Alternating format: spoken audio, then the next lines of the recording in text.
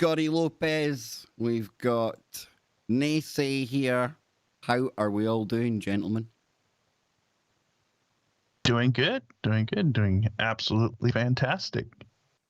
And have we moved from Black Pill October to hashtag Dark Winter? Is is that the new tone that has been set for the rest of the year? Hashtag Dark Winter. I think so. And it would be wrong to not round out the year in doom and gloom. It's what everybody wants, right? Doom and gloom sells, you know? It's what people are after. They don't want the positive stuff. They do want the woo, though. They do want their woo. And on a Friday, we try to deliver what I would call a cross between exquisite and bizarre type woo every Friday. And I hope we raise the bar today. It's not just me and Scotty. It's the most controversial man on Freaky Friday. It's the spawn of Satan himself. I'm only joking, but in some quarters, that's what they say. It's our good friend, the Ouija board man. It's Nacy. How you doing, dude? I am as fantastic as the universe will allow. However, we both know how relentless the universe can be. If you can see tonight's new reality, where we all float down here. Fantastic. That was a rather that wasn't your usual rhyming self there. You caught me and Scotty on the hop, didn't you? Didn't you, Scott? Oh, yes. You like that? How sometimes I just go on and on and on, and it's like, is he going to be quiet, or is he just going to keep going for the rest of the show? But then, if you want, I can babble on like the best of us, and just keep going because I've had my cacao pow, and I'm ready to go. So if you want me to just keep going, let me know. But if you don't, I can just be quiet when you need me to. Oh no, man! I see how you can do that. How you been anyway, Nacy? What's been happening with you in the past week, dude? Well, I have been having the enjoyment of trying to put out a bunch of fires of my dear acquaintances, some of the people that are in my close circle. I like to be a soundboard for people that want to take advantage of my wisdom. And if I can help anybody extrapolate some formula or help them devise a plan for their positive future, then please reach out to me, because that's what I'd love to assist people with, is finding positivity, or at least transmuting the negativity into positivity or minimally neutralizing it. Oh, I like it. Now, Nacy comes with props again this week. Let's hope we don't get too controversial this time round. So, hey, Nacy, what you doing to me and Scotty here? You're enticing us in with balloons. What's going on, Nacy? So last week, I thought about this over the week, and I probably should have started at a lower level and then bringing it up to the Ouija board instead of coming straight out of the gates with the Ouija board, because the controversy of the Ouija board. But I thought it was really good with the whole Halloween, which actually was yesterday at 4:20 in my domicile, because it was the new moon, and the new moon was that day of the in-between fall and winter, or the equinox and the solstice. And as we talk about it getting into the darkness of the northern hemisphere, people start pondering about the Nacy, we've lost your cam, and the cam with the balloons on it, and that's kind of shifted Scotty all around, and you need to either keep that cam on or leave it off. There it is. That's it. There we go. There you go.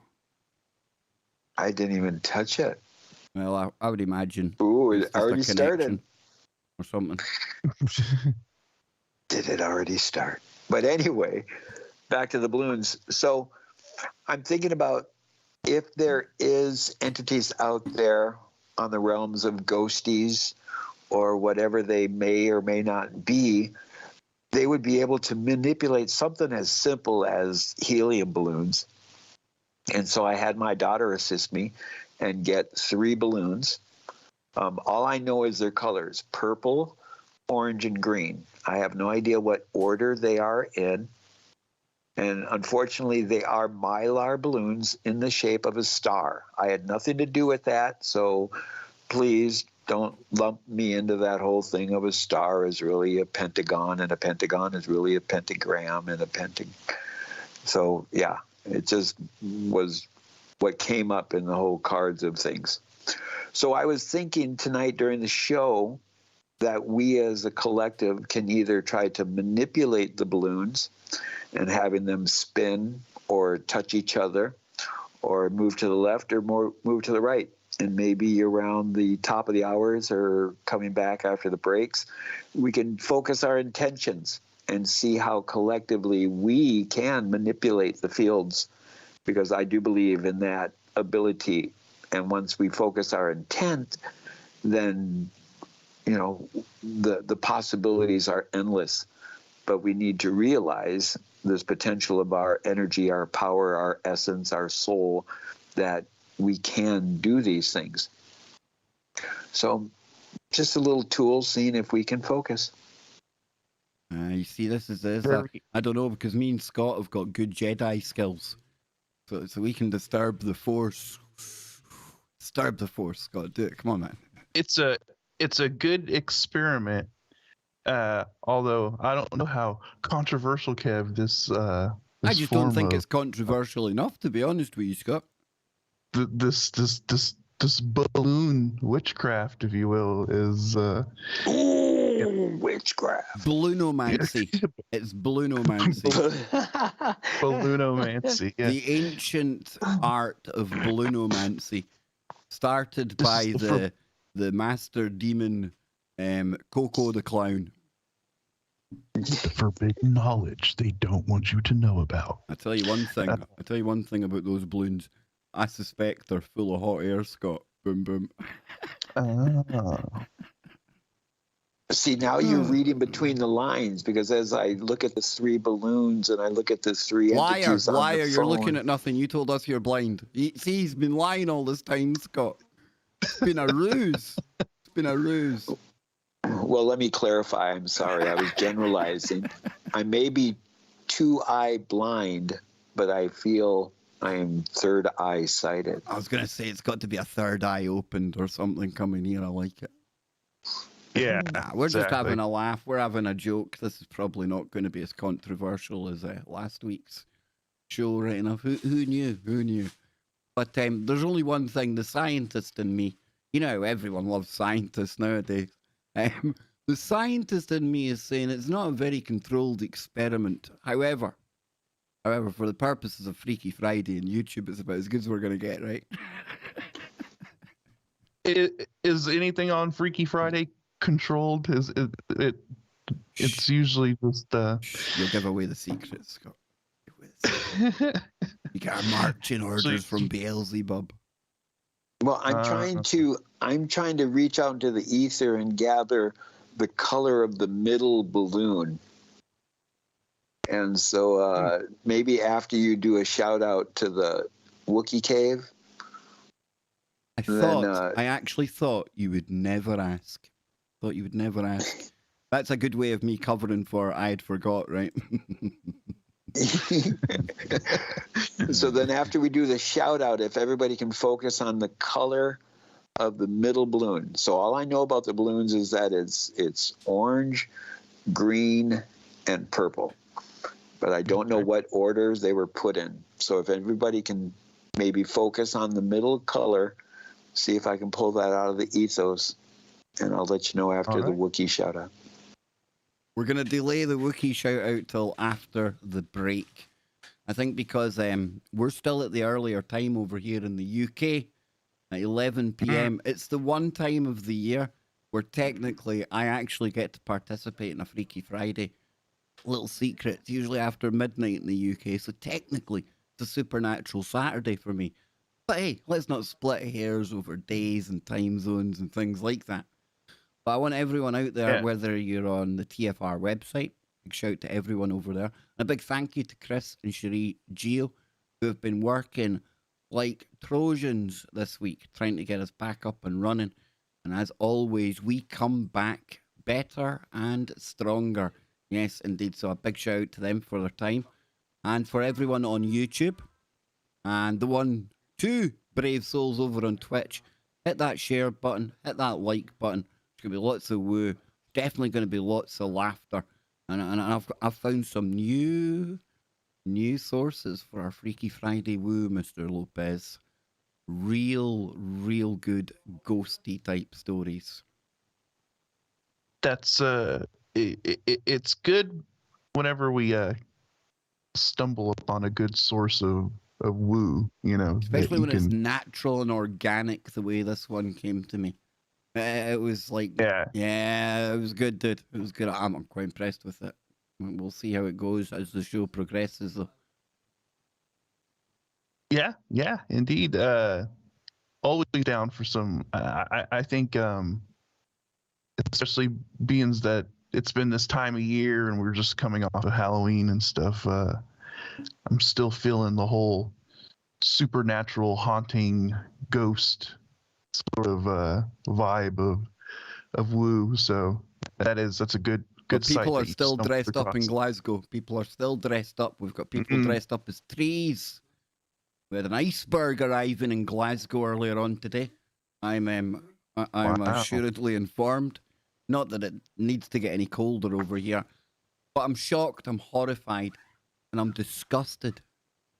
As a man that has sometimes been dubbed Kev the Monster Guy, imagine my heartbreak, my sheer pain watching the Loch Ness Monster not only appearing in Glasgow, which would have been a miraculous thing, had they not gone and arrested him or her or it, because I've not checked what pronoun the Loch Ness Monster uses.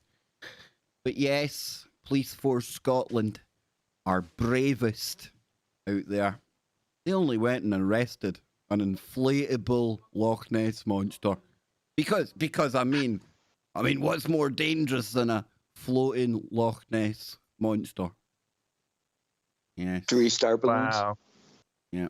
You see, I'm not even making up. You can see on the screen here, and they say we're watching Scotland's finest arresting an inflatable toy that was due to sail down the River Clyde. But no, Nessie no more. I think they took That it was a back to sad Loch Ness. arrested Yeah, development. I think they took it back to Loch Ness, to be honest with you, Nessie, Scotty. Well, I mean, look, they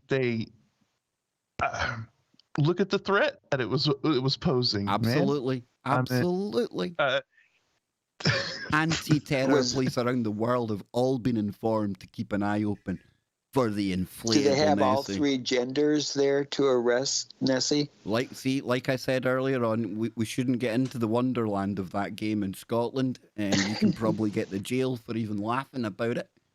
So, and with me living so close to a UN zone, I think we'll stay away from there. I'm actually more happy with our controversial balloon experiment tonight than anything that's going on in Glasgow. But it sounds like I'm in the middle of some kind of invasion. No, it's not Project Bluebeam just yet. But remember the 5th of November. Yes, this day in history, many moons ago, was the very last time one honest man entered Parliament, and his name was Guido Fawkes. I told you there'd It's been one only in there at one business. point. I knew there had been one in there at one point. Maybe it's the Indeed. Blue Helmet Project. Yes, indeed, it could be. Could be. Have you got the fireworks and things over there tonight? Is that a thing? Do you celebrate Guy Fawkes night?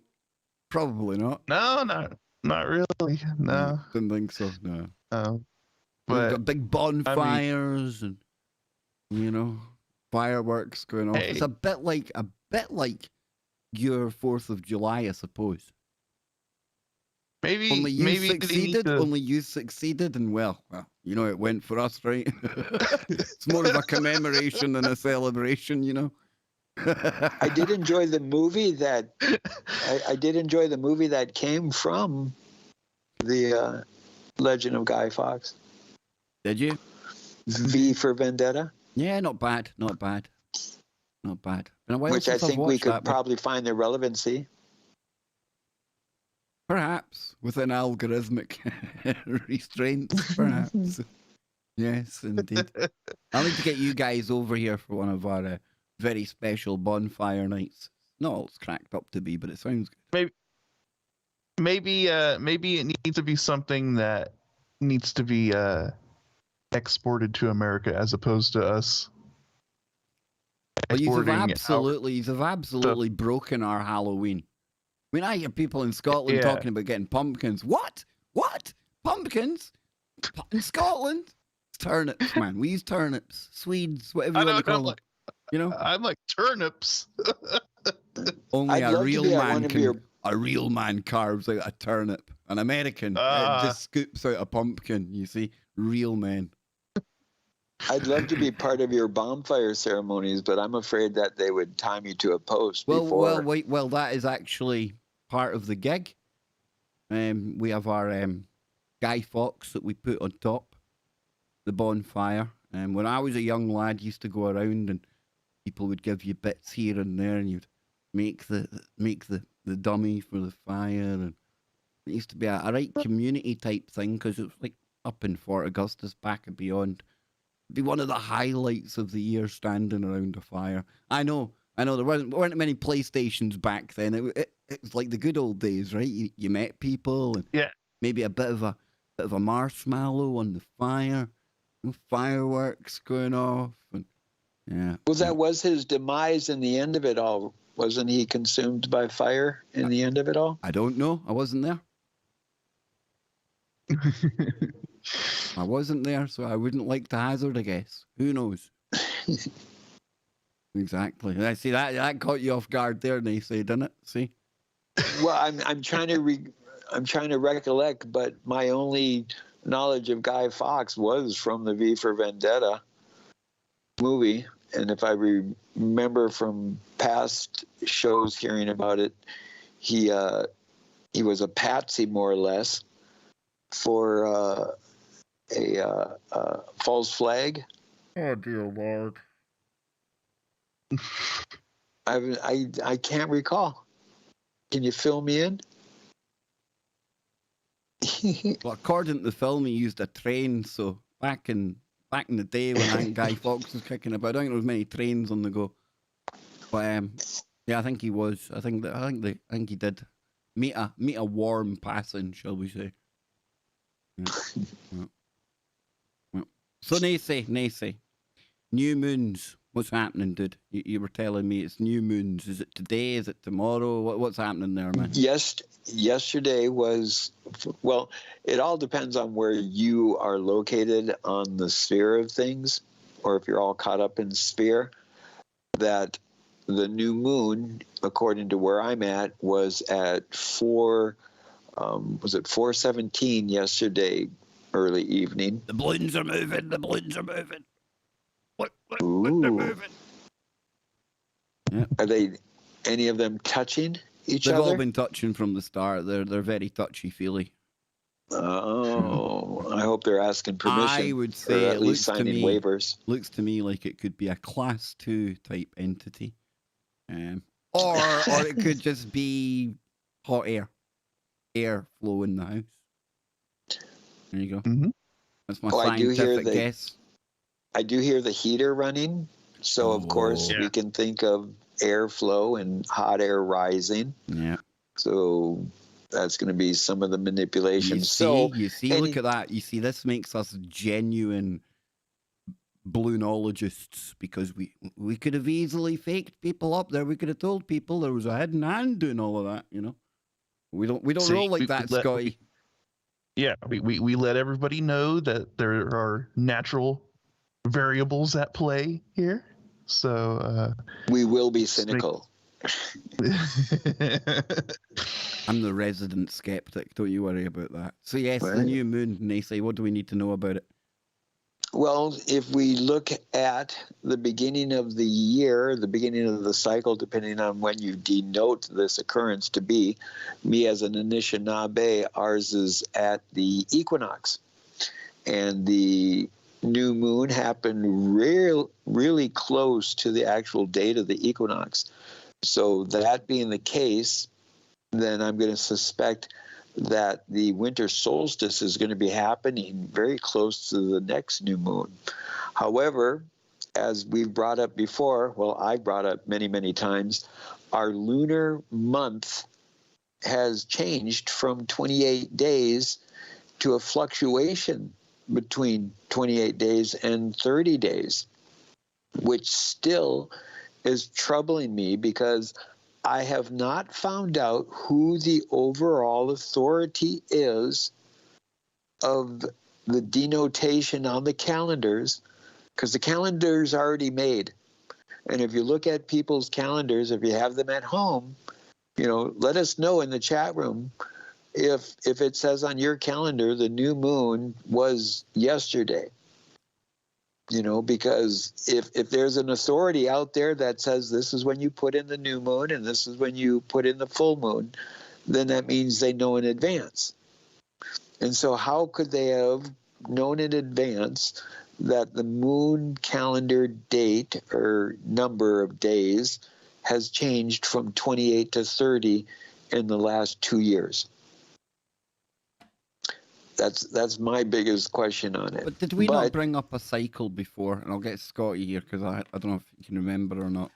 Where there is a natural cycle of the moon where it does move closer and further away. Didn't we? Yeah, because it's kind of like a natural Was it 8 years? Why does 8 years stick in my head? It has to do with the rotational sort of like phasing, and it's like an 8-year cycle where it's farther out and then it comes a little bit closer and then it's farther out. Well, the elliptis of the moon does change, but the amount of change that it is minimal. Okay, so 2 secs, Nacy. Let's see what you make of this one. See if this ties in at all. I don't think we've covered this before. Something called actaterus, actaterus in astronomy. Yeah. Actaterus is the period of 8 solar years, after which the moon phase occurs on the same day of the year, plus 1 or 2 days. This period is also in a very good synchronicity with 5 Venusian visible cycles, and call that the Venusian Sidonic period, and 13 Venusian revolutions around the sun, the Venusian sidereal period. This means that if Venus is visible beside the moon, after 8 years, the two will be again close together near the time of the calendar, or near the same date of the calendar. So there seems to be some kind of 8 solar years, and it plays about with 1 or 2 days in the cycle. Well, this is where we consistently talk about cycles being there, and I can absolutely guarantee you that indigenous people around the world, they pay attention to these cycles, whether this cycle be a correlation between the moon and Venus, or Mars and Venus, or Mars and the Earth, or Jupiter and Uranus.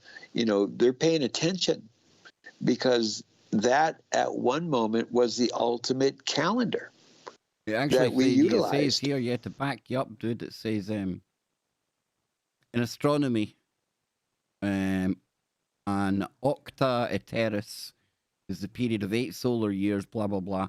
The 8-year short lunisolar cycle was probably known to many ancient cultures. So the ancients Yeah. were aware of this one. This is what they kind of looked at. If that helps at all, I don't know.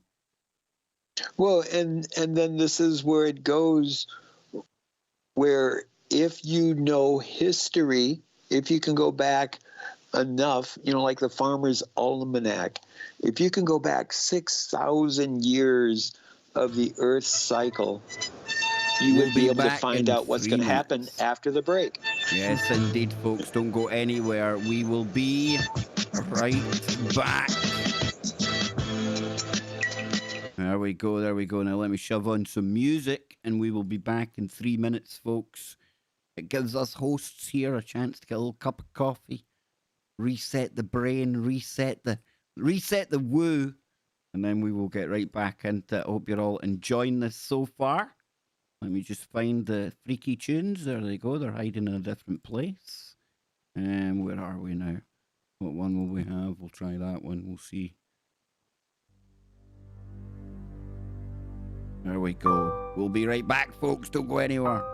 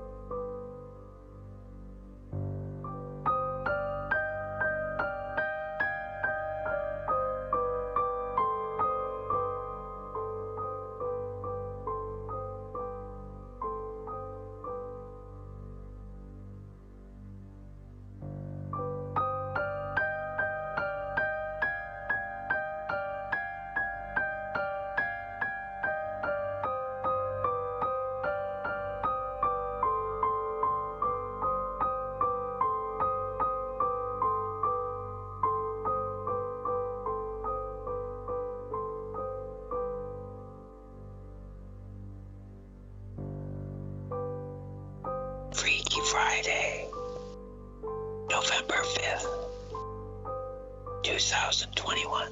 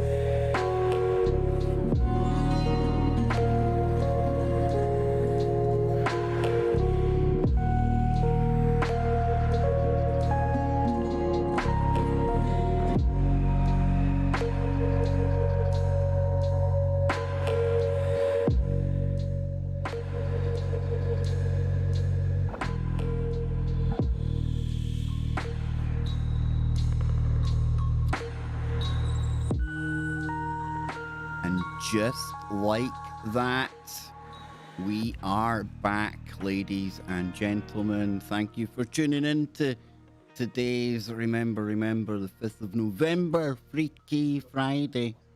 And we have triggered Nacy. We've got him into the lunar cycles. Scotty's got some night crawlers on the way. I've got some really creepy ghost stories on the way. And we've got all of you, but only if you can handle the woo. Yes, indeed. So where were we, gents, before the break? Were we still mooning it up? The Moonies, that's what they'll end up calling us, man. Did Well, you have in my anything- lunacy.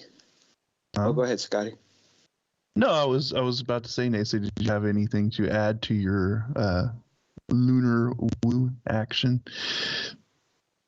Well, it's just interesting in itself when you think of these cycles that are prominently there, how much we are distracted by the talk, tick, tick, tock cycle. You know, because right now we're on that move forward, jump back, you know, the daylight savings, you know, which in itself is a little bit of strangeness. But according to commercialism in the business world, it makes more sense, you know. But then we have Zulu time, and then the time that you are in, or the time that I am in, and it's all different from each observer's perspective. But then if we look at the greater cycles, we can all look up and say, hey, there's no moon in the sky, then it's the new moon. Or, hey, look, it's half full, 3/4 full, or full. And so we have that greater cycle where it's a little bit easier, where it's like, hey, Scotty, I'm going to show up next new moon. So then Scotty knows that within 28, 30 days, I'm going to be knocking on his door. You know? It is, you know, kind of crazy to think about, you know, sort of if you think about the grand sort of history of humanity as a whole, which of course we don't know the whole true history of humanity and how far back, you know, we actually go. But keeping time on a clock, you know, is probably a much sort of, I would say a newer method of doing it than probably what we have done for a long time throughout our history, which is using the sky as our clock, right? And basing everything off of what the sky looked like at the time, because that's all you had to go by. You know,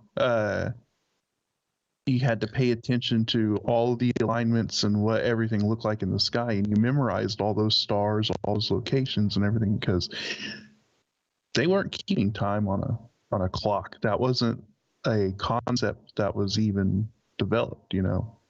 And so, well, then look at now, where I can't recall, I think it's in Colorado, but they're making the Millennium Clock, I think it's called, and they're building this clock on or in a mountain, to where the mountain is so solid they figure it can't shift whatsoever, so it will have the absolute accuracy of time. Whereas, you know, Greenwich Mean Time, where they have the whole Zulu, you know, so then it makes me wonder, where is this clock set to our standards of time, or is there some type of galactic council that says, all right, when we all synchronize our clocks, do we synchronize it with captain's log, star date? That's your cue, Kev. It's your log. Covered that clock before. It's Jeff Bezos's clock. His landing and taking off pad is in close proximity for his phallic-shaped rocket. I don't know if it's galactic time, Ferengi time, Alpha Centauri time. I don't know, dude. But it's definitely an interesting thing. I think there's a whole lot more going on there than just a clock, to be honest with you. But But do I have any evidence of that? No, I don't. So far, it's just the weirdest, most accurate clock set to where we don't know. But if Bezos owns it, there's got to be some shenanigans with it, right? It does kind of sound like some. It sounds like something, some kind of creepy supervillain kind of thing, Like from a Marvel movie. He sits with his universal clock, stroking his cat, button poised to be pressed. Yeah. Like having this the world's most accurate, complex clock built into the side of a mountain is only something a madman would do, right? Or a highly dangerous inflatable Nessie. See. Maybe that's where this Nessie, he plays football for Paris Saint-Germain, but Nessie definitely doesn't reside in Jeff Bezos's clock. Not that we know of, not yet. Maybe Nessie. Imagine if we came to find that Jeff Bezos is onto the same thing as you with the moon, and what he's actually doing is accurately tracking the lunar cycles. Mm-hmm. Well, now you're going to throw an oubliette at me, huh? I can't physically throw an oubliette at you. I'd like to think I could. However, I'm fresh out of oubliettes, and throwing them ain't my forte anymore. I'll see you, oubliette, and I will raise you your a dark oubliette. passage. No, I'm going to raise your oubliette by some blunomancy. And who knows? Oh, that's right. Are we gonna talk to the Wookiee cave, and then I gotta figure out what color's in the middle? There's only 5 brave souls in the Wookiee cave right now. We'll go there after midnight because I think we'll see an influx of people at midnight. Oh, right. Yeah, because again, the times have changed. Yes, indeed. I got real confused last week. Real confused because my good friends from Australia, Evan and Stephen Strong, because they're in the southern hemisphere and shape alert, we live on a hemorrhoid-shaped Earth. Their clocks went forward. You see how that confused me, Scott? And then I'm trying to work out time zones, which is always a difficulty down under, enemy. Always a difficulty. But we got it. We got it, dude. Okay. Yeah. I didn't even think of that. Spring forward, fall back. You see. Everything's backwards, right? A big shout out to my friends over there at Our Alien Ancestry. Yes, indeed. You'll see the KBS logo all over their website now. Proud to partner up with our alien ancestors. Hopefully that will protect me for the moving on to the next phase. I don't know. The next stage. Yes. Well, there's another significance of the number 3 of the 3 balloons. Is the magic number. Because right? Yeah. Good song back in the day.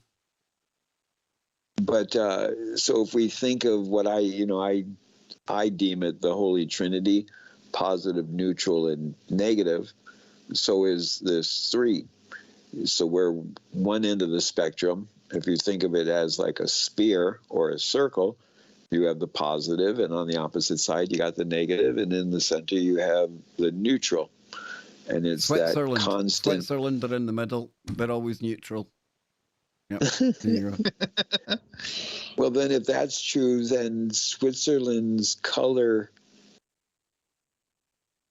Listen, nobody wants to. Have we lost Nacy? Did he fall off the call there? No, That's all right, dude. I thought the balloons had absorbed you. But we're going to start seeing Nacy trying to escape a balloon. Should I throw my prediction out there? I didn't know you had a prediction to throw out there. Well, I told my daughter not to tell me what order she put the balloons up. So I don't know if they're going vertical on your screen or horizontal or where the colors are. Horizontal, just so it doesn't trigger my OCD. I had to flip it, didn't I, Scott? Horizontal? Yeah. Yeah, it's horizontal. Okay, so I'm going to make my prediction. So since the beginning, I've been feeling like the orange one is in the center. But I keep second guessing myself and saying it's purple. But from the get-go, Orange was my first choice in the center.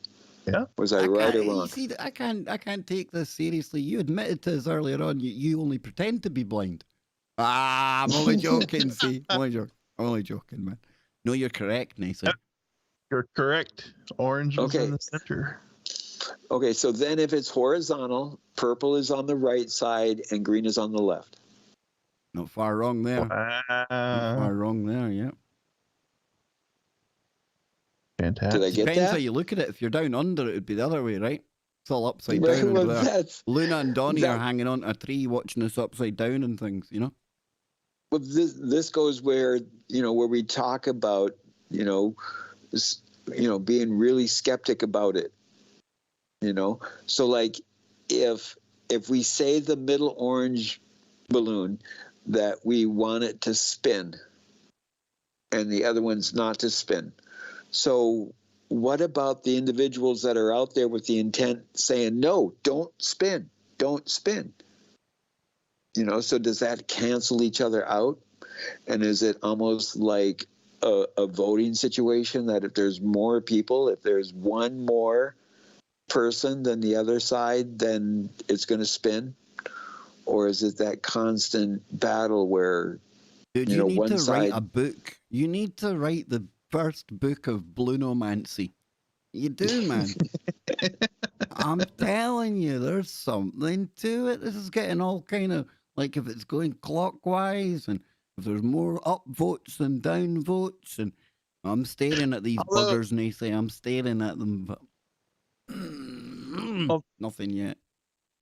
Oh, Naysay does have a good point, though. And I think that's where you have basically what you're talking about is the balance between dark and light, right? They both counteract each other. So while, like you said, Naysay, you can put the intent out there and focus on something, but how many people are putting out the exact opposite intent? Exactly. Counteract it or block it out, right? So that's what we know as like duality and the yin and the yang and the balance, because they counteract each other. And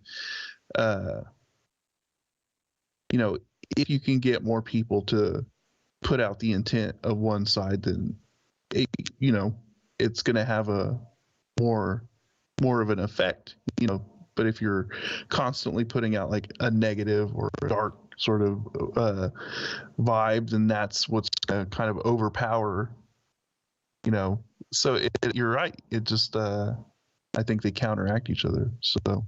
Well, that's the other reason why I picked these colors. Did any of you gentlemen put together about the pattern recognition of these three colors? Any Can't say I have, speculations dude. about them? No. Well, if we think of these three colors, they are the secondary colors. They're not the primary colors. Ah. And so I utilize those in itself for a particular reason also, because these three colors consist of two colors. So each of these three colors are a union of two other colors. So if we think of the orange, that's a union between the primary color of yellow and red. And yellow and red, each on their own, vibrate at a certain frequency. So then orange, the in-between, the neutrality of red and yellow, creating orange, has its vibration in itself of frequency. And so do the other two colors. So then the next testing to me would be the primary colors, yellow, red, and blue. So we're going to go down the rabbit hole as the dark winter progresses, because we're gonna create the light if all goes as my plan shall be, depending on the millennium clock. You see, it's all get. I told you, man. It's like a refined science to the blunomancy. Yeah, I was about to say, Kev, I think you're onto something. I think Naysay does need to write some book. The Yeah. 64 balloons. That's what you need, man. Like, it's like the I Ching. You got 64 different balloons all spinning and different heights and. Actually, throw there the would be balloons 10 out there, man. balloons. Why? There That would makes be clowns seem ultimately more creepy now. It's not just a prop they've got, it's a magical spell they're casting with their balloons. Ooh. Ooga booga. So Telling you, man. we're spinning the middle balloon, right? Trying to. We're trying to, man. Yeah. I want to put on my laser eyes like one of these Bitcoiners and make them all explode. How cool would that be, dude? Just laser beam them. I think that's the noise it makes. So are we going to try to establish clockwise or counterclockwise? You see, here we go again. Will it not appear counterclockwise to Lunar, Donnie, and all of our fine Australian viewers right now? You see, And you is it also like when you see something in a mirror that it's on the opposite? So like if you're standing in front of somebody and you hold your hands up and your hands match, but you realize that your right hand matches their left hand and their left hand matches your right hand. So we think it matches, but it's actually the opposite. And so this dualism is just as prominent as balloons if you're willing to take a look. But then when we get into the manipulation, where do we go? Collectively, I'm just hoping that we can shove that extraterrestrial body a little bit more to the left or right. So when it flies by, we can just say, hi, goodbye, thanks for visiting, come again. I'm still waiting for a set of hairy hands to come in there and remove the balloons. The hairy hands. Remember that? The hairy hands of Devon, man. Oh, man. That was the classic.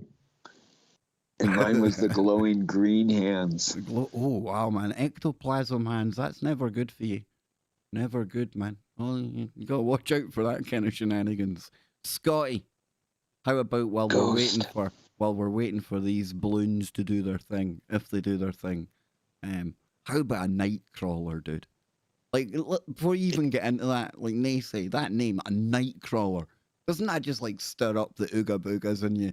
Like, nothing ever good came of a story where some human being interacts with something that's been termed a night crawler.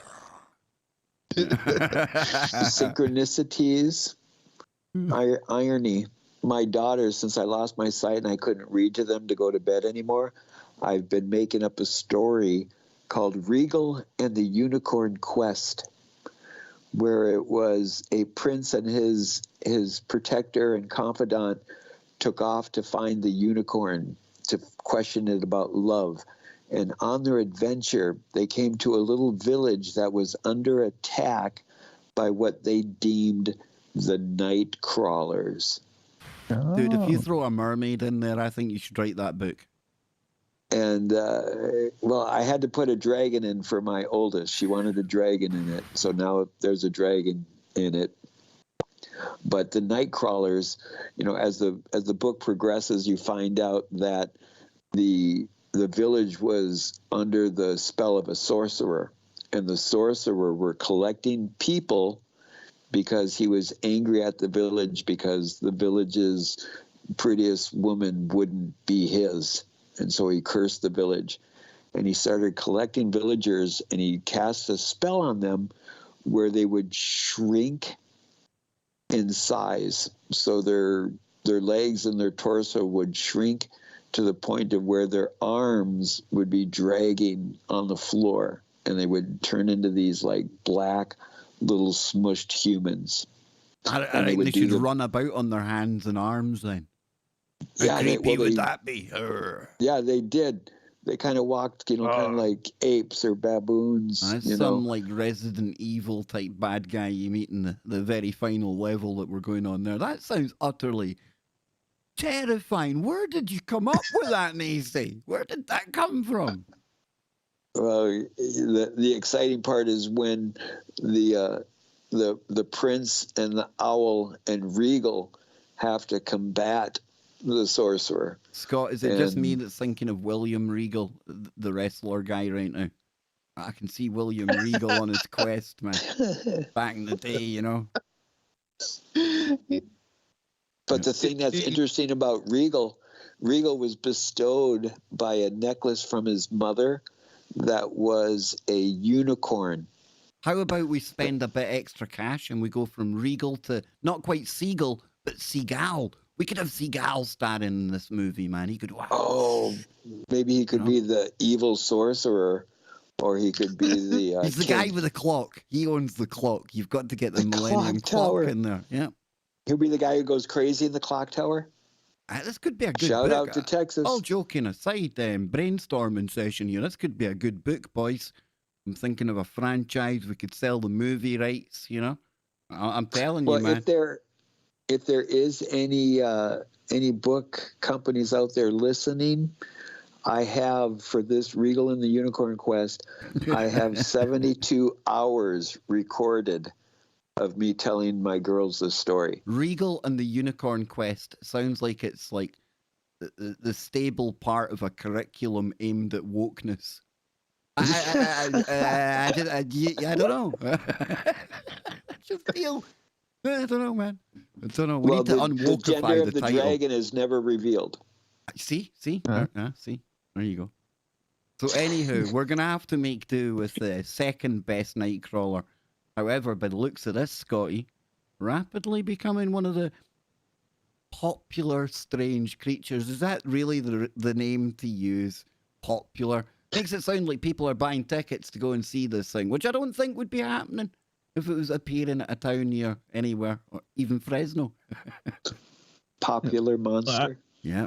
I guess we'll find out because apparently this is the hot new cryptid that is starting to get some buzz. If this is this creepy, pale-skinned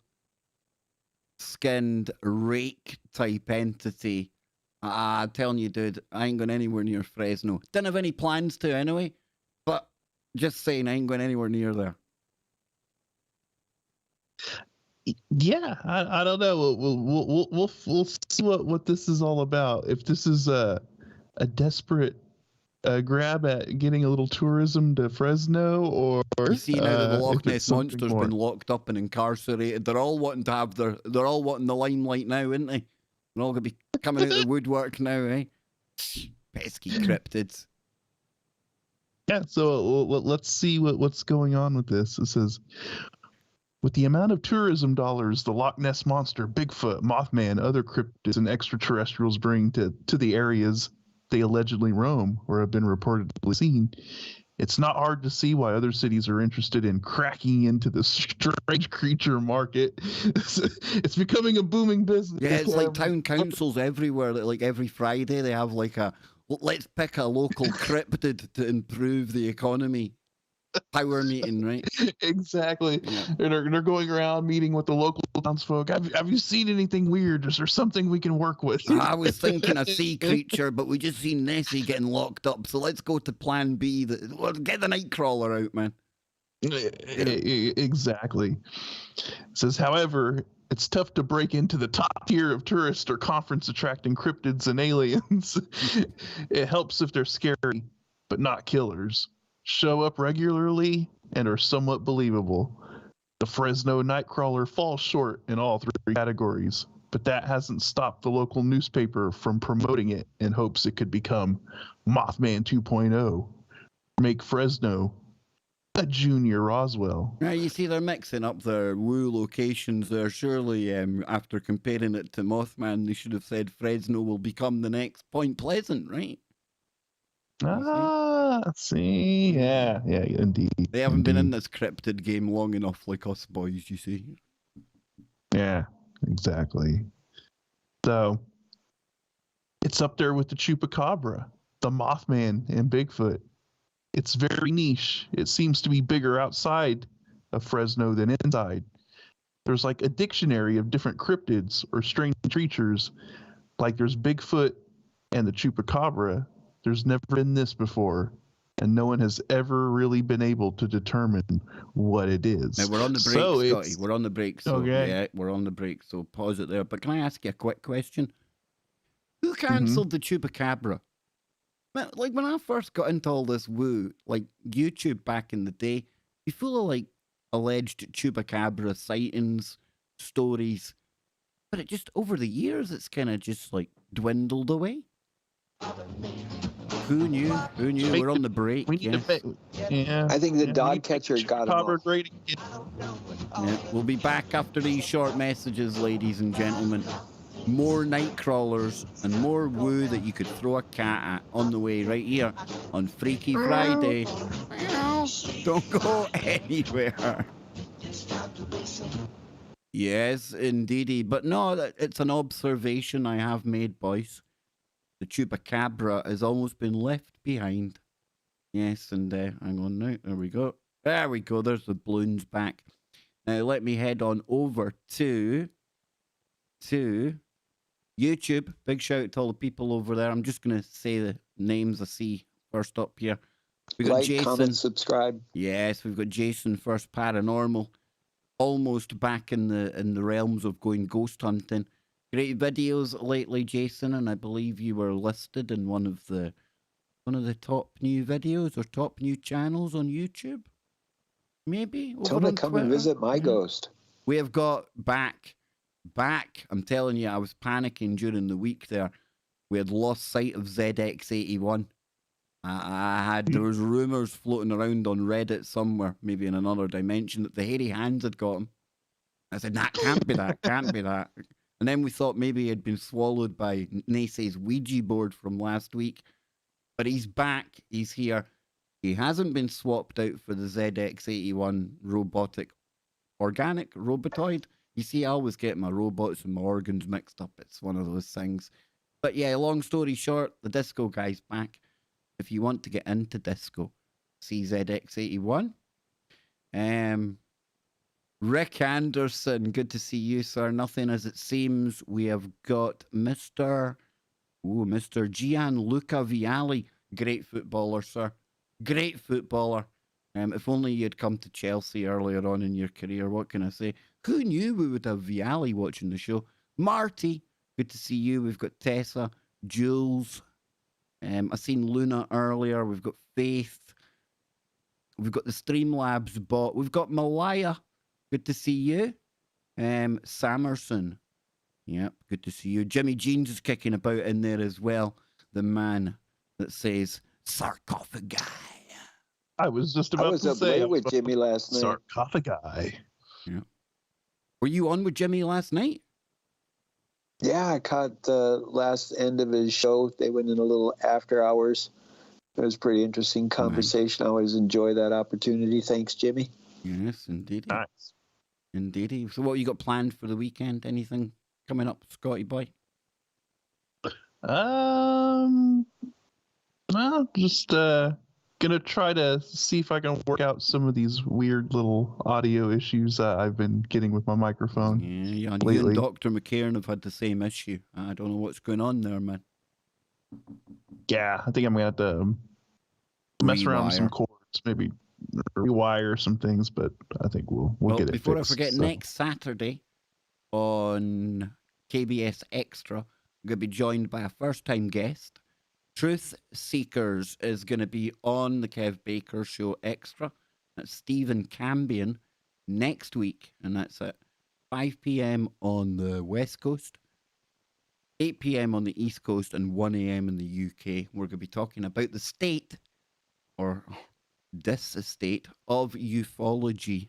Yes, indeed. So that's going to be a very good one indeed. I'm just keeping my eye on the vault here, see when it's time to go back. Nace, you got anything good planned for the weekend? I am going to be trying to transfer a lot of data from my old computer to my new computer. My old computer is showing its death rolls. Here we go, dude. Here we go. And Here we go. trying to back it up.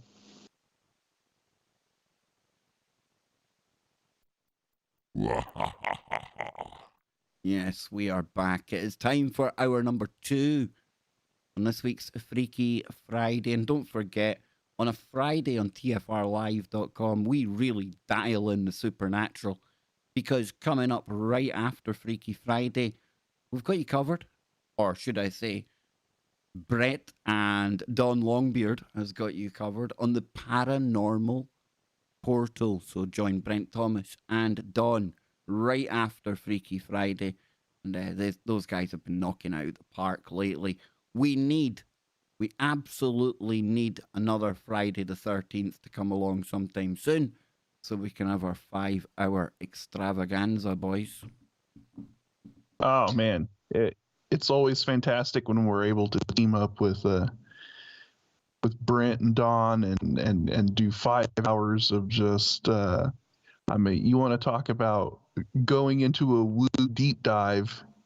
I would have to say, if we were giving out like Freaky Friday awards for like topics, podcasts, things like that, obviously nobody could vote on their own podcast, and us being Freaky Friday, we would absolutely, I think I can speak for both the guys here, I think we would throw the Paranormal Portal up there into first place. Yeah. Yep. No doubt. They would definitely get the vote. Constant woo. Constant. Because, I mean, Brett does his thing on TFR, but he's live every night of the week with woo as well. He's got good guests, comes on, good topics. They have a whole separate podcast that they do and everything as well. They are constantly putting out a lot of excellent content, and it's just nothing but woo. It's always top tier woo. Well, would there be anything against the powers that be if we like added another stipulation? Like, what if a Friday landed on a full moon? No, or a new moon? It's the Friday the 13th gig, dude. But do we know when the next one is? And you yourself admit that the lunar cycles are all messed up, so we surely can't go with the moon. Kev's like, the moon has become unreliable. You've dirtied the moon for me. Yeah, you've sullied it, Nancy. But do we have a date? I don't know. Yes, the next Friday the 13th. Well, let me correct myself. I misspoke. I'm just in one of those moods today, dude. We do have a date. Unfortunately, the next 13th over here is a Saturday. But if I keep scrolling down here, oh dear. Hang on, I'm looking at the wrong day. Oh boy. It's gonna be a while. May. Yes, I'll get together with Brent and we'll figure something out. That's a long time away, man. Right? Mm-hmm.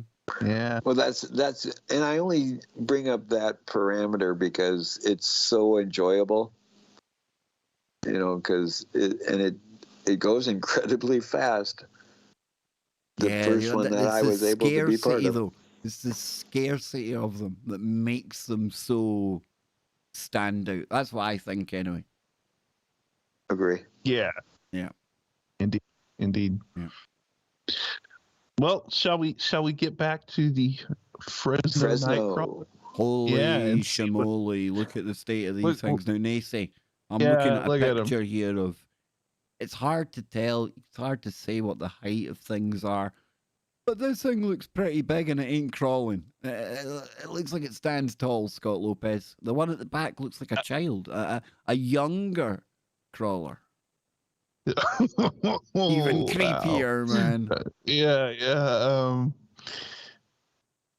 I believe I've seen this video, and it was really, really weird. They might actually have a link for it in the thing. So it says, really, have you heard of the Fresno Nightcrawler? Michael Banty, founder of Weird Fresno, is one of the promoters of this unique something. Its story began in 2007 when a video was uploaded to YouTube. what looked to most people like a pair of white pants, or an alien with no upper body, or a really short but long-legged cryptid running down a road. Paranormal investigator Victor Camacho, another Nightcrawler fan, analyzed that surveillance footage shortly in 2007 and could not explain it. Camacho says he was able to speak with the video's owner, who's now deceased, and the man appeared to be terrified of leaving his house, a sign to Camacho that he believed the creature was real. The name Nightcrawler appears to be linked to the 2010 TV show Fact or Fake Paranormal Files, and may refer to a Native American legend, although that has been debunked. Skeptics have claimed the creature is a puppet, a bird, or a person on stilts, deer, CGI, anything but a cryptid or an alien, right?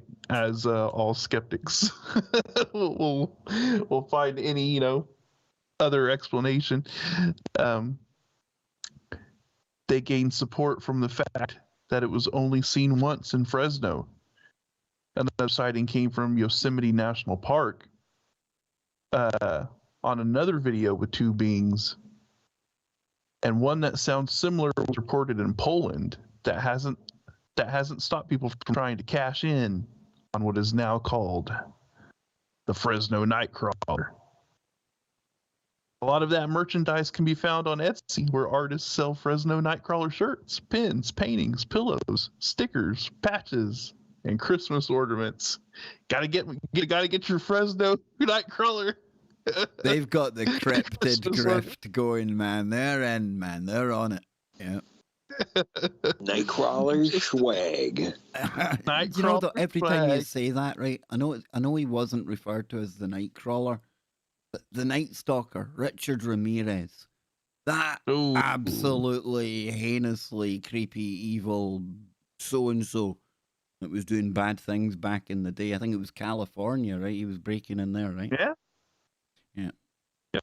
Yep. It makes me think of Cold Shack and the Night Stalker, that TV series about the reporter. That's a new one on me. Maybe an American thing. I don't know. Is it older, Nacy? Oh yeah, I'd say 70s. It was called The Night Stalker, about a investigative reporter, Cold Shack, and That's he a would great go name, in. isn't it? Cold Shack.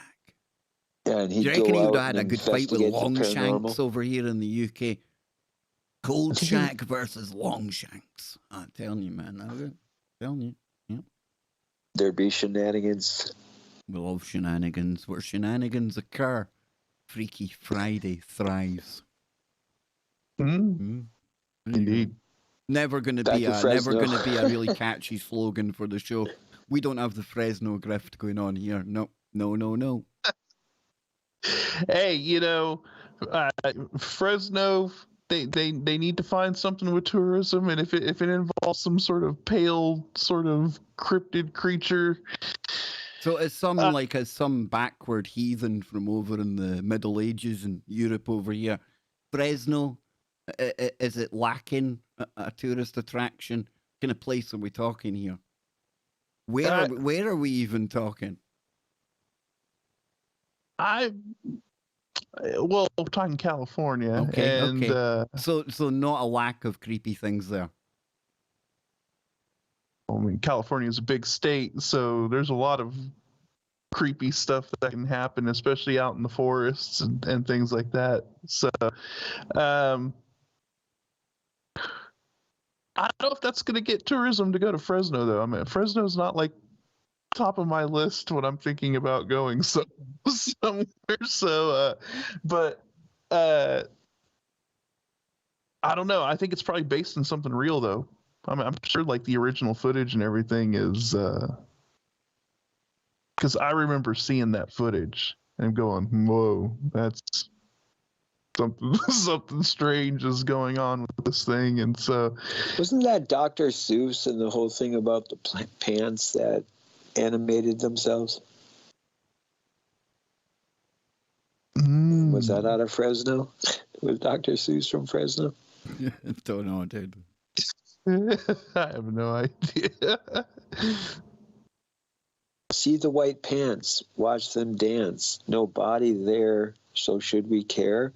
In the night, what a delight. If they get close, beware. Ooh. Ooh. That sounds like the rhyme or the nursery rhyme for the Fresno Nightcrawler. Yeah, I like it. Yeah. So, anyways, it's an interesting one, and we'll have to keep an eye on that and see if we end up getting any more Nightcrawler sightings, Kev, popping up around Fresno. Nightcrawler activity. Yeah. Don't say pop around balloons, please. You're going to trigger them.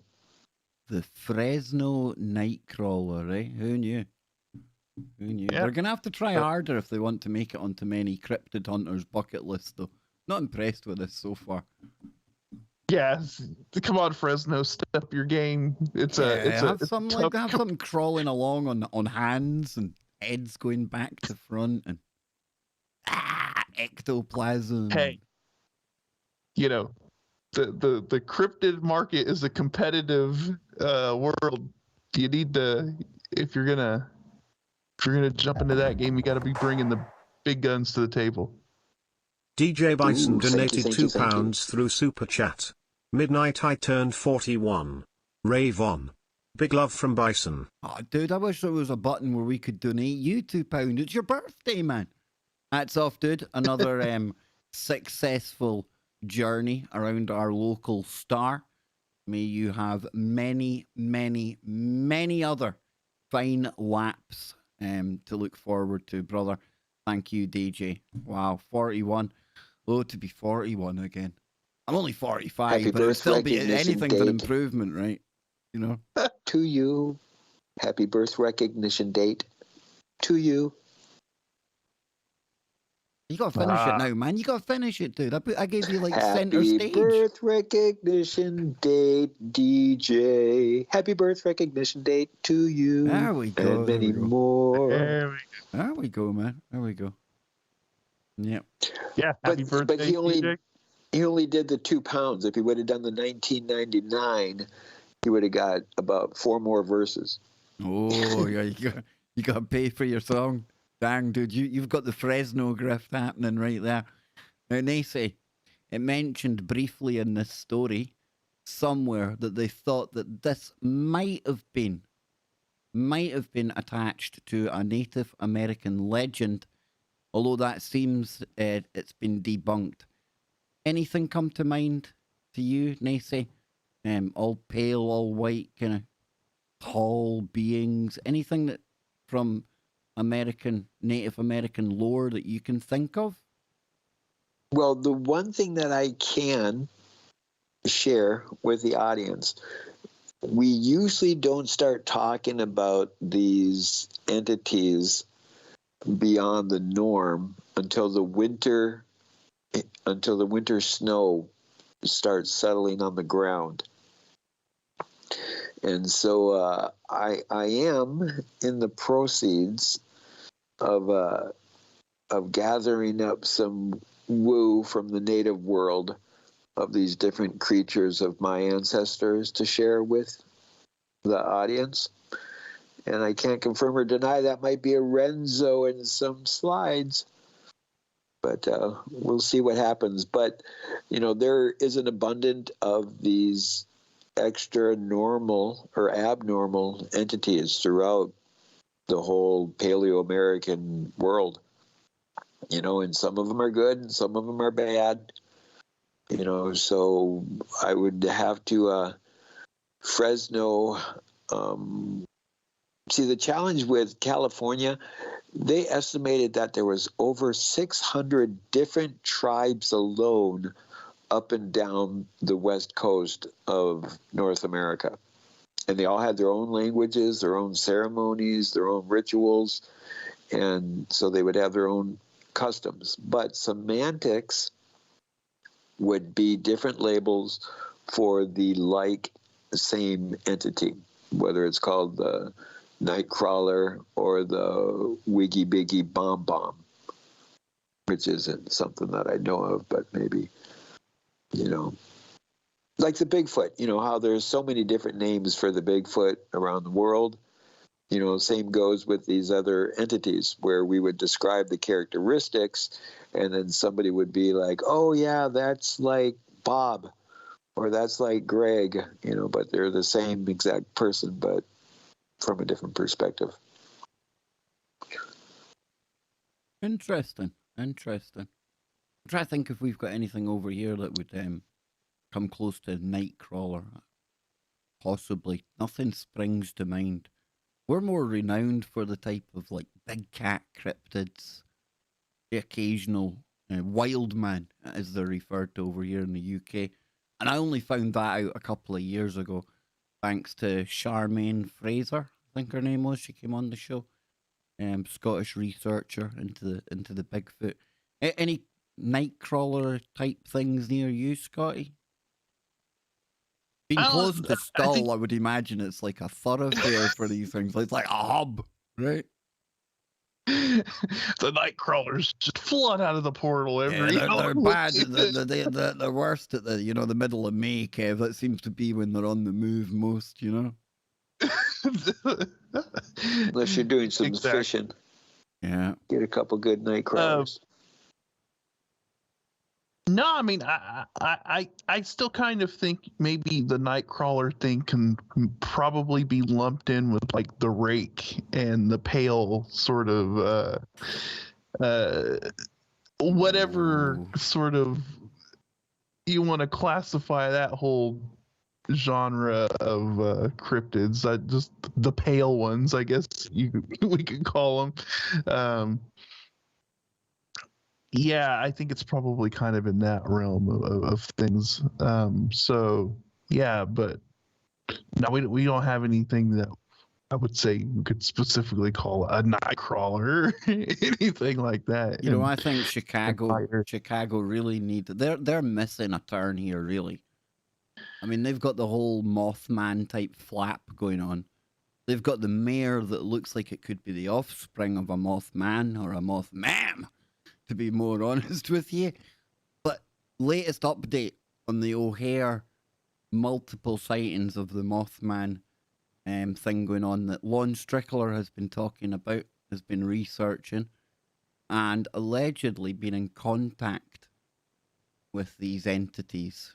Now make of that what you will. I'm going to try and get Lon to come on a Freaky Friday because I think this is like some of the deepest woo that's out there right now. And there's a lot of deep woo out there.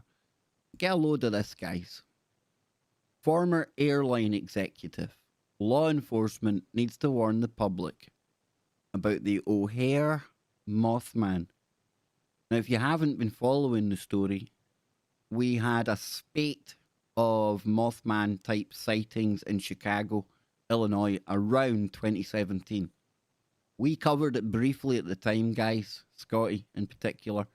And then I personally thought it all died down and went away, but you come to find out there's been over 130 sightings in and around that area. It's ongoing, and it would appear on the face of it, because I'm not there, I've not investigated it, but it would appear on the face of it that something seems to be going on around O'Hare Airport. Now, there's meant to be a graveyard that is near there, which I find very interesting because independent of anything we say on here with Scotty about Stull being a gateway to the other side, they think this is where the portal resides, where these things come and go. I provide, you decide. Take a listen to this. A former airline industry executive writes me, insisting that law enforcement be briefed on the incidents regarding the winged humanoids.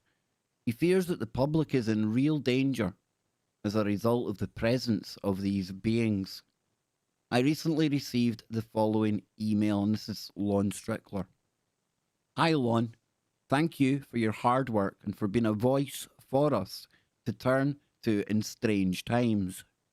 I'm sharing some information with you because I believe that residents of Chicago And essentially, those living everywhere in the US should be alerted to something very dangerous happening in our nation. I'm not an expert on cryptids, but as a former executive in the airline industry, I've witnessed strange aerial phenomenon and have heard first-hand sighting accounts from pilots. It is my opinion that Illinois law enforcement should be alerted of such issues, both cryptid and aerial, and in brackets it's got UFOs, or as they refer to them now, UAPs, because citizens are at risk. In my honest opinion, suburban rural residents should not be going outside after 11 p.m. unless they really must.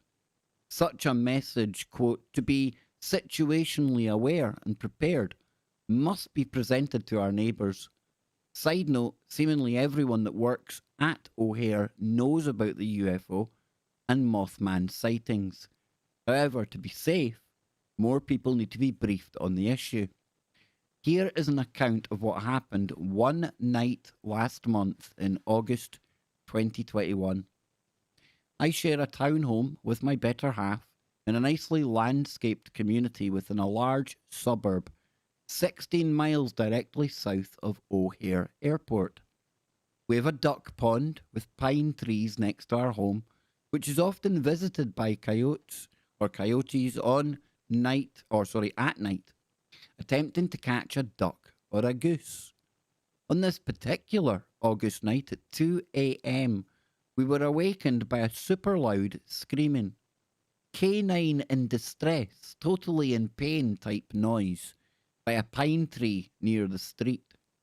The first scream lasted almost 20 seconds without stopping.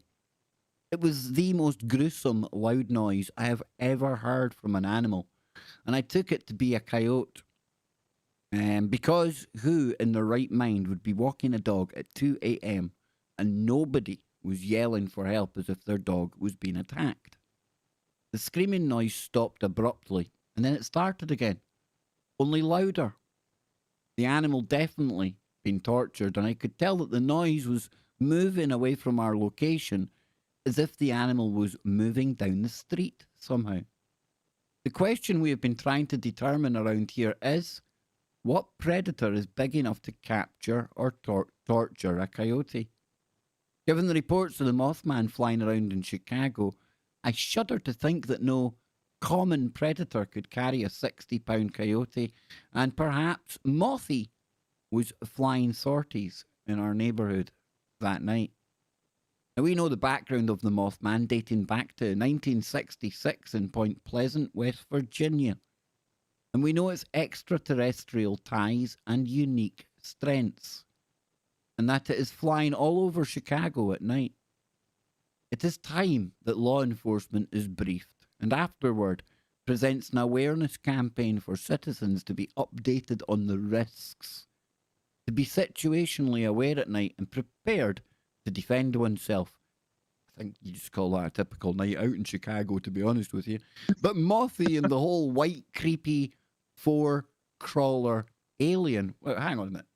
Mothy and the, quote, white, creepy, number 4 crawler alien are becoming more bizarre in their appearances and interactions in the Midwest. And we need to make citizens aware of this growing situation for their personal safety. Thanks again for your hard work. Regards, Mr. T.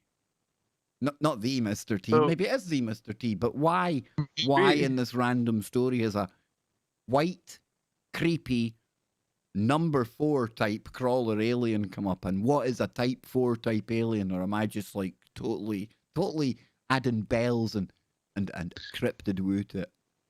No, it's I someone. pity the fool that finds the white crawler. Brilliant. Think they all get locked in a barn and they just like rustle together out of all the stuff that's in the barn. You remember they used to make like the vehicle and they would bust out the barn and things. Are they putting together cryptids in a barn now? Is this like the A team with a bit of a twist? The C team, the cryptid team. I pity the woo. So I wonder if yeah, I pity the fool Ah, pity I the want woo. to- I pity the woo. I pity the woo. I ain't getting in no airplane. Hell no. Especially, hey, if the Mothman's out there flying around, I'm not getting in no airplane. I ain't scared of no I wonder ghost. Do-do-do-do. what this white creepy fork crawler alien is. Is this a whole nother entity that has been spotted around Chicago? Is this another thing going on? Oh no, it's the way it's in brackets, like we're meant to know what it is. A white Is that- creepy, and then it's the number 4 crawler 'cause he said- alien. There's like a Kardashev scale of alien entities that we don't know about. Or could it be called inter-cryptid relationships? Oh, we like that. We like it. Join us on the other side, and we will try to determine not only what this is, but what pronouns it goes by. Only here on your Freaky Friday. Don't go anywhere. We all float here. The reviews?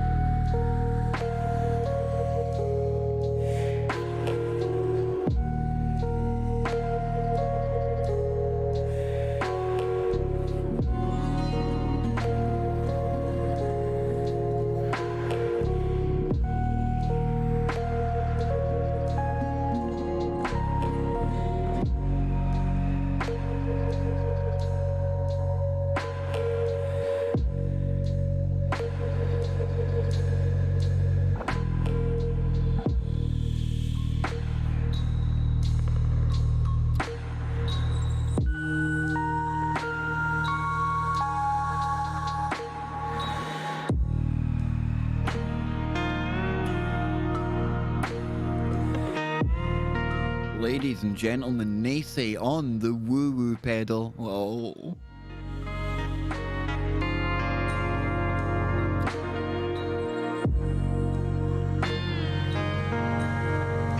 Wow, wow, wow.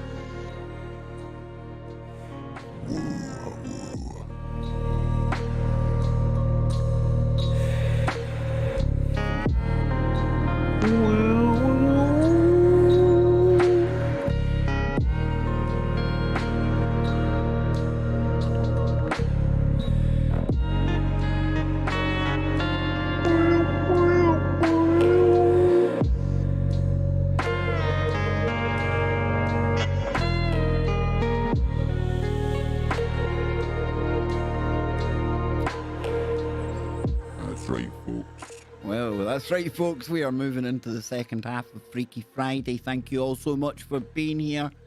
Remember to hit like, hit share. If you're new around here, hit subscribe. And for all you members of the Kev Baker Show live streaming channel, we are back in business Sunday. It's full woo. It's that deep dive, long stream style that we're going to be bringing to Sundays. Oh. Can you handle the woo? I don't know. I look out there and I don't know if you can handle that woo, can you? Can you?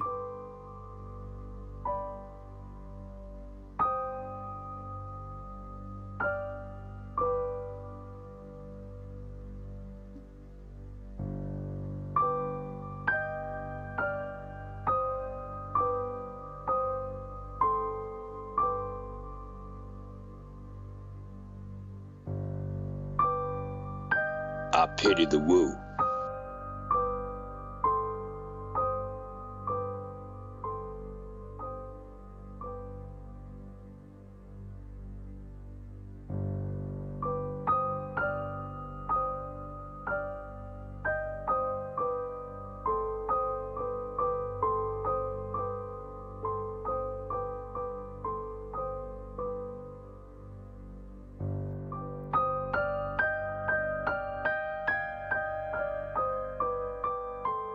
was a cold, freaky Friday night when the balloons came to town. Yes, indeed. And I was just thinking there, welcome back, everyone.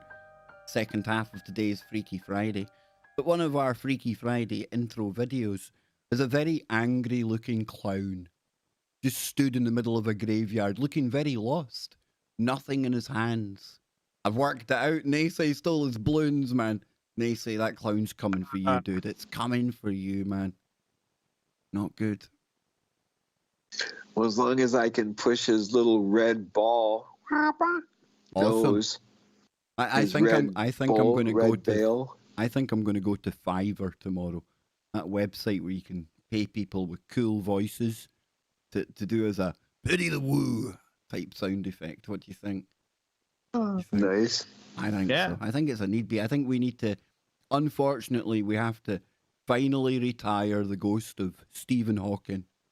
And we might need to do a Mr. T themed promo advert for the Freaky I like Friday. Yeah, pity the woo. You like it? So, is there any kind of intentions that we could do real quickly? We're at the half point already of the show. Talk about zippity doo bye. The time goes. Zippity day, my oh my, what a So- balloon-filled day. Can we think of one of the colors and think of how about having it lose its air? Is that a possibility? Suck the air clean Would we out be of able it. to? Yeah, could we manipulate that inside the balloon? We create a portal that sucks the air from the center of the balloon. You gotta be careful what you wish for there, dude. You see, it'll suck the center of the balloon away, and then we'll start to see you slowly disintegrating across the event horizon with the black hole that you've opened in your room, and nobody wants that, dude. We can't put you back together again. Oh, but I would contact you because, I do have, well, we're getting on that level of NDA again, so I can't Yeah, if you see, I'll go have to any get the whip deeper into out. that. Right. But I'm saying the green balloon. The green balloon, if we can lower the green balloon.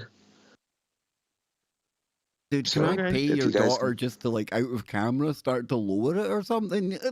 Hey, look, Fresno are going all in. We need to make the balloons do something. You know? Ooh, so are you asking me to get involved in on this too? I was wanting the audience to do it.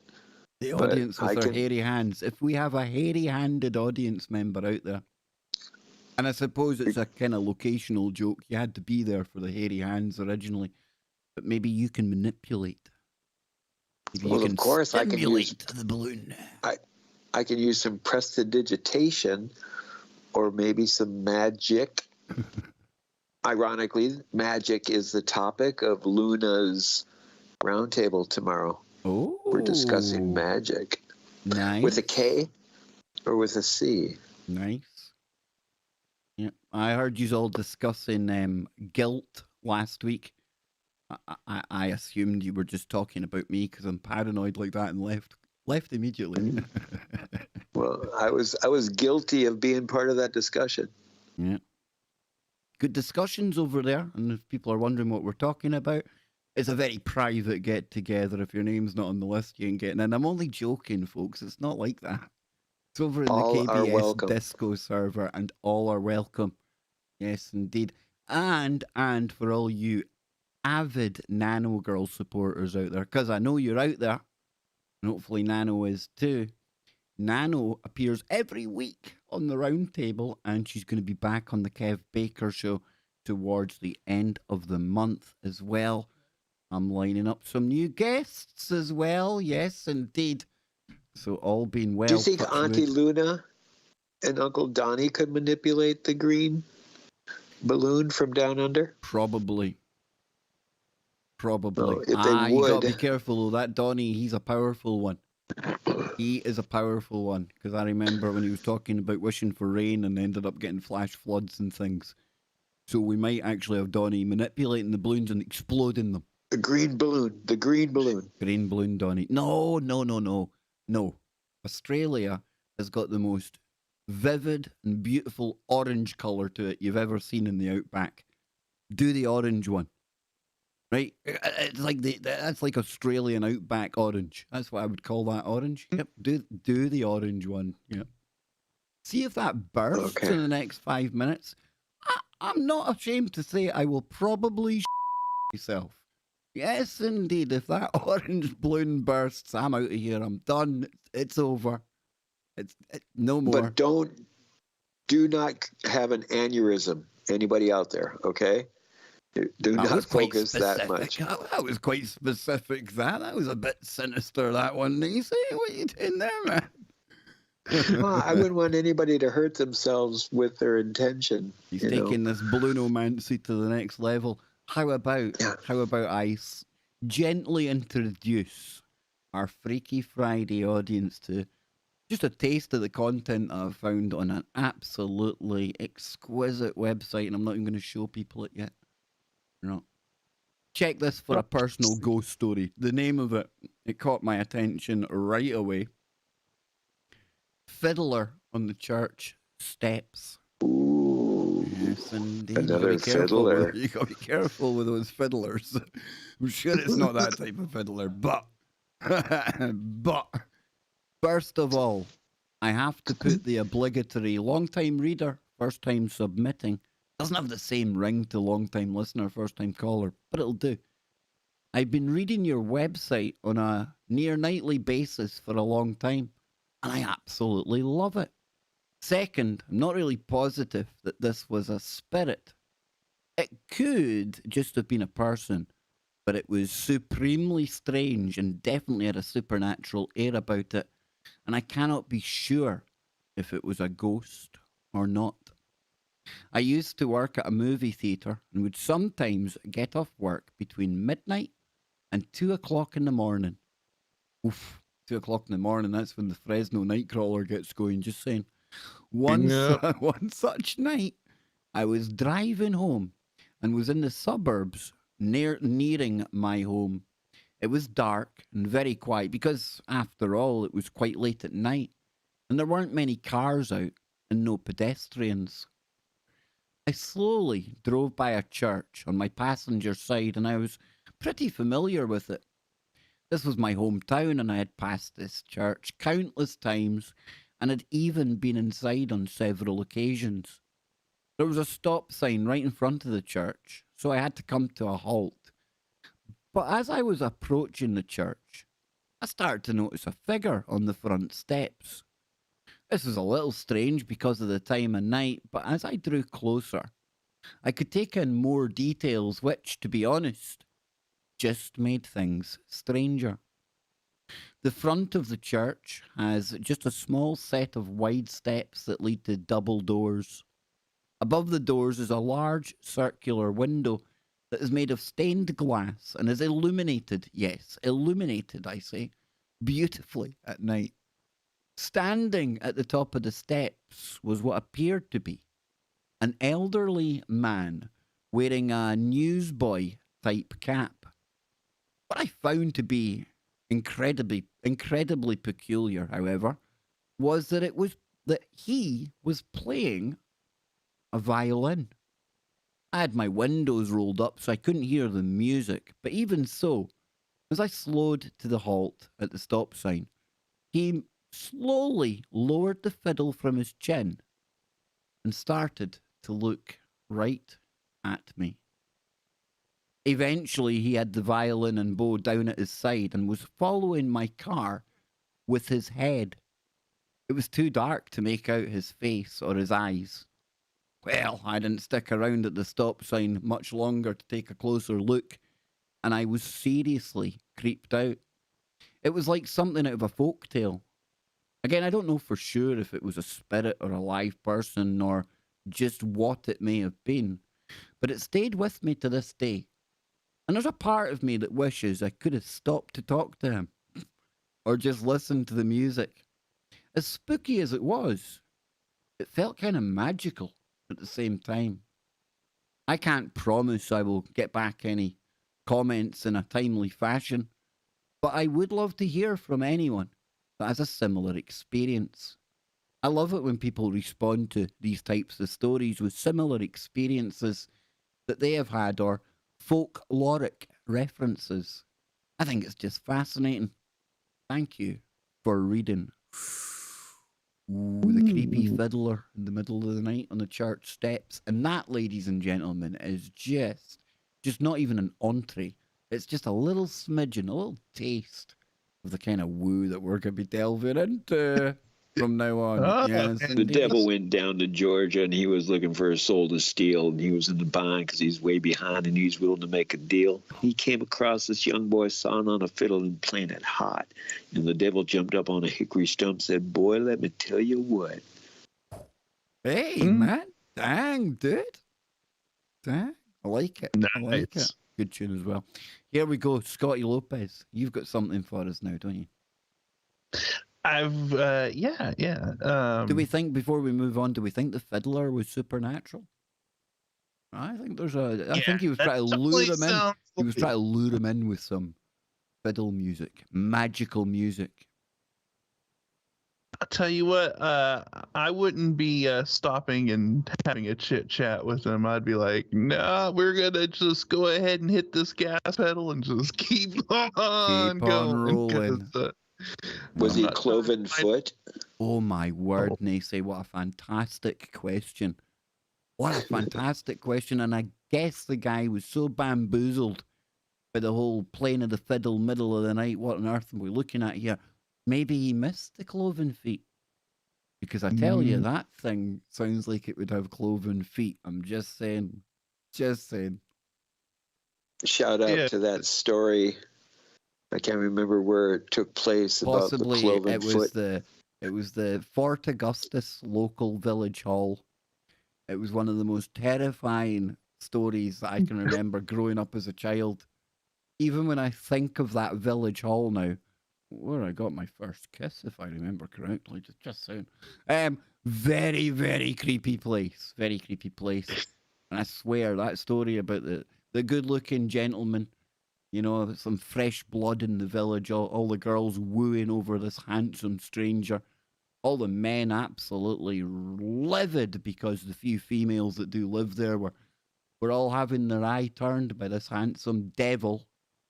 And boy, did he turn out to be a devil in disguise. Yes, indeed. The lights go on. He's dressed in full Highland gear. Looks to kill.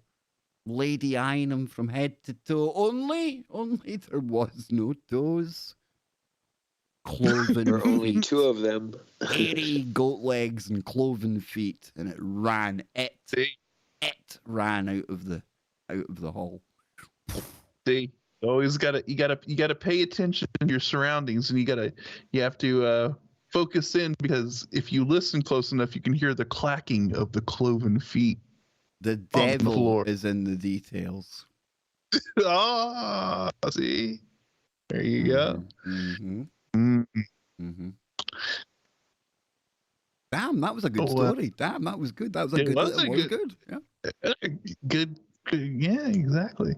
I think Scotty No. found one too, He has. and after Scotty's story, I just remembered about some eerie reservation woo that I just learned of 2 nights ago that I can share after we get done with Scotty's story. Nice. All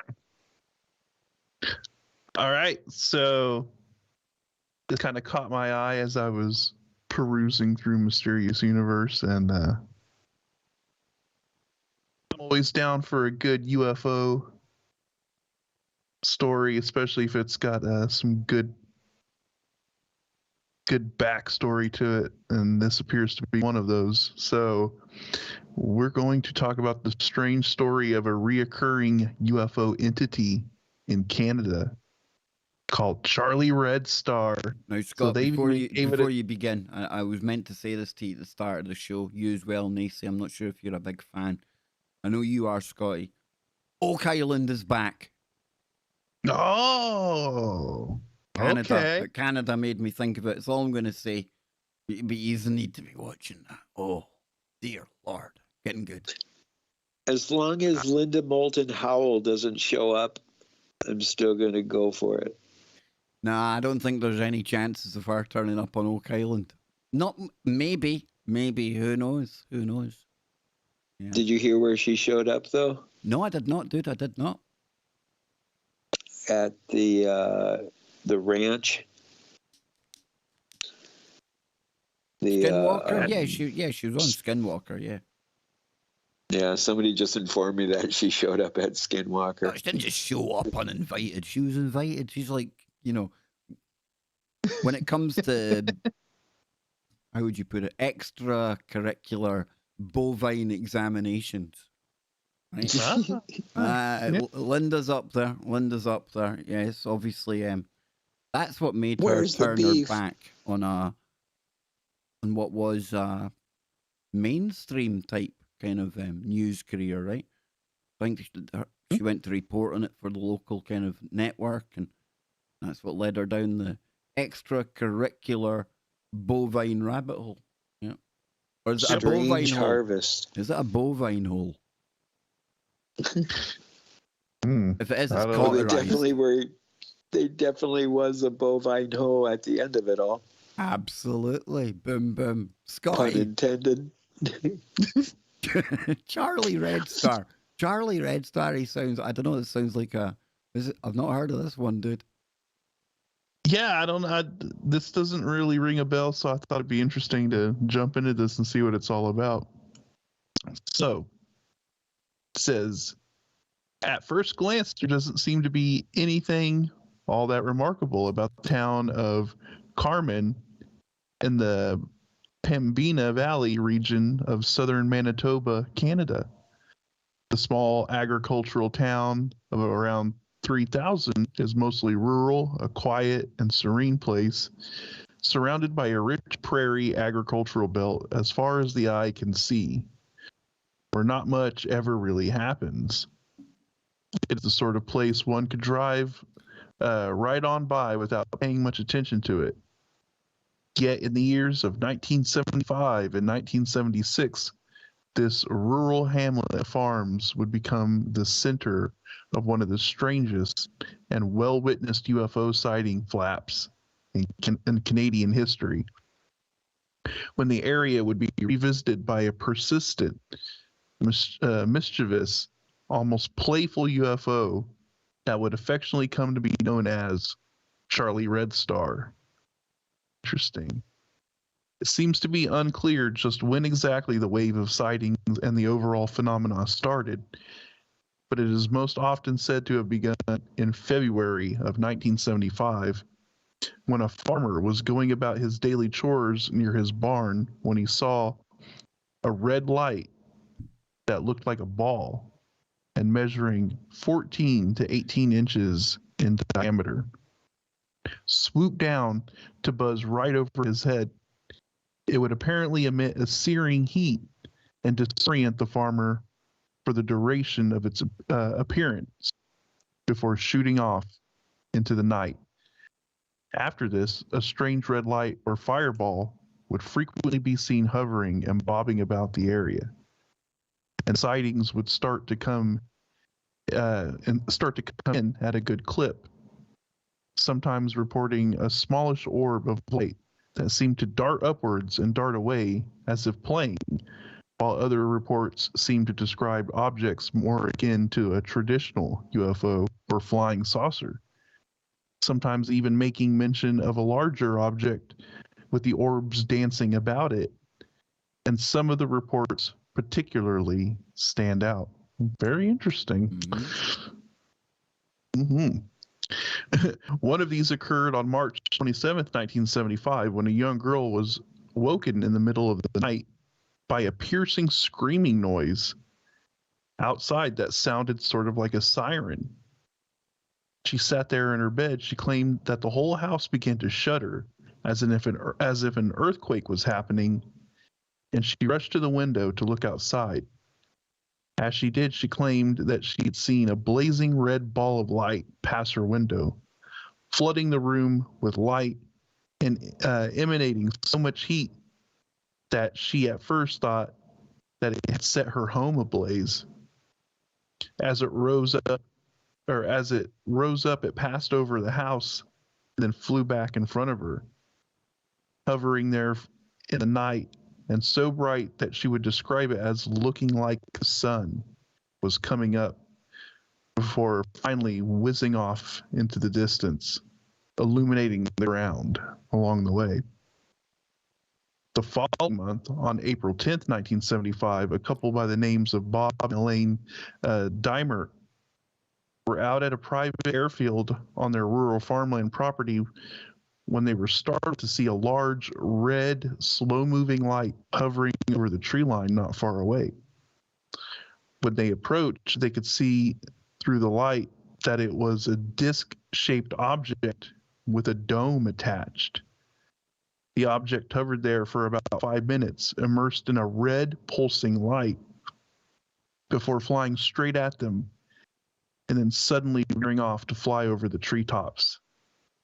After this, the mysterious object began to visit their farm on a nearly nightly basis, to the point that droves of curiosity seekers began showing up every evening to see the light show for themselves, with most witnesses describing it as playful and mischievous, hovering over them, shooting back and forth, approaching observers, and repeatedly flying over their heads in a breathtaking display of aerial acrobatics. It was quite the sight to behold. It was at around this time that people began referring to the object as Charlie Red Star, delighting whole crowds of people.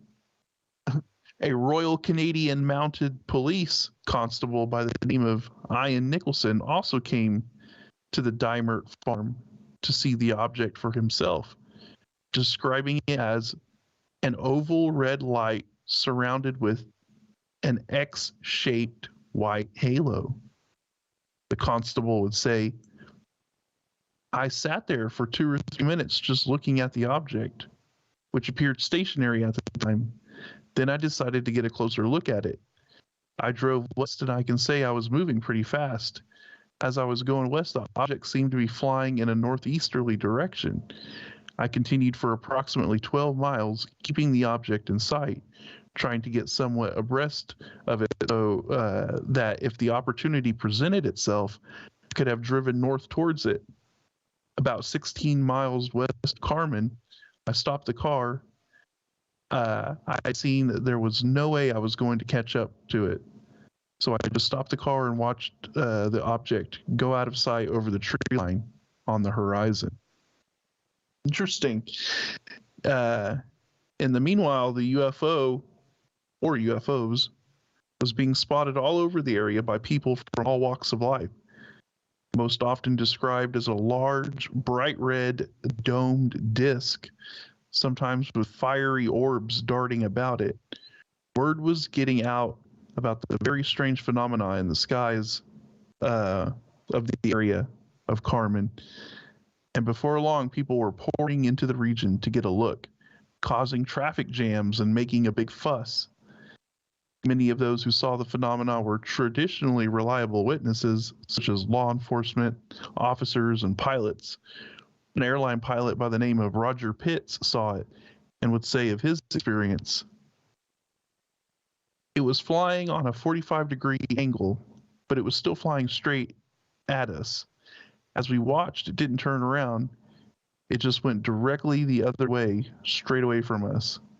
It just went off into the distance away from us, and a puff of smoke appeared, an odd shape like a small cloud, and it disappeared in that."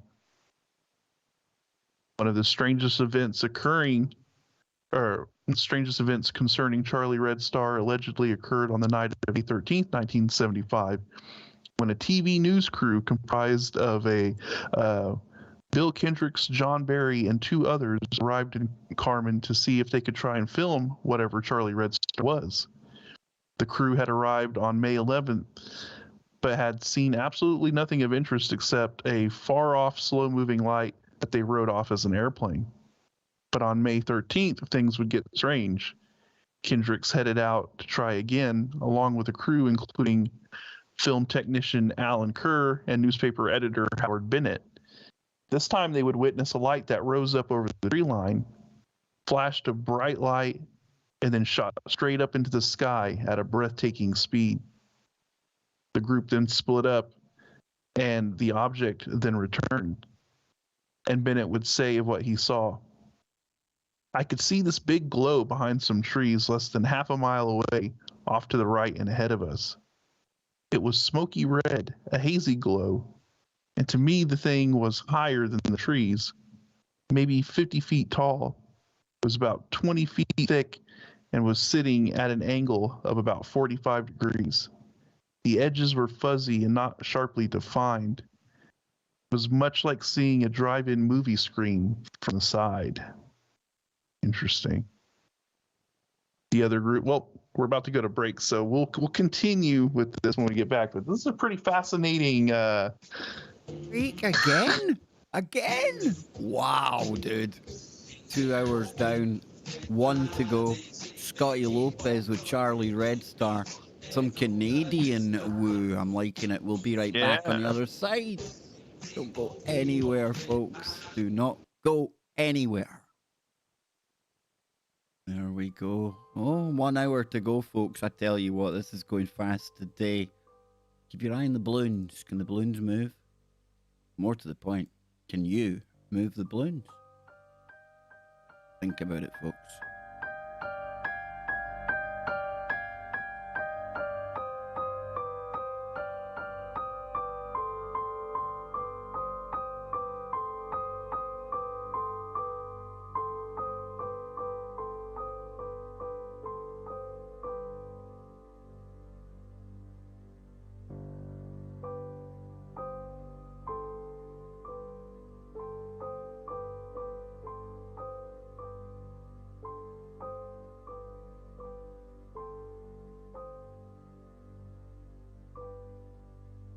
Hit like, hit share, let's get this going. Come on, folks. And then don't forget, coming up right after this, we have got the Paranormal Portal. Yes, Brent Thomas and Don Longbeard taking you through the night with Good Woo.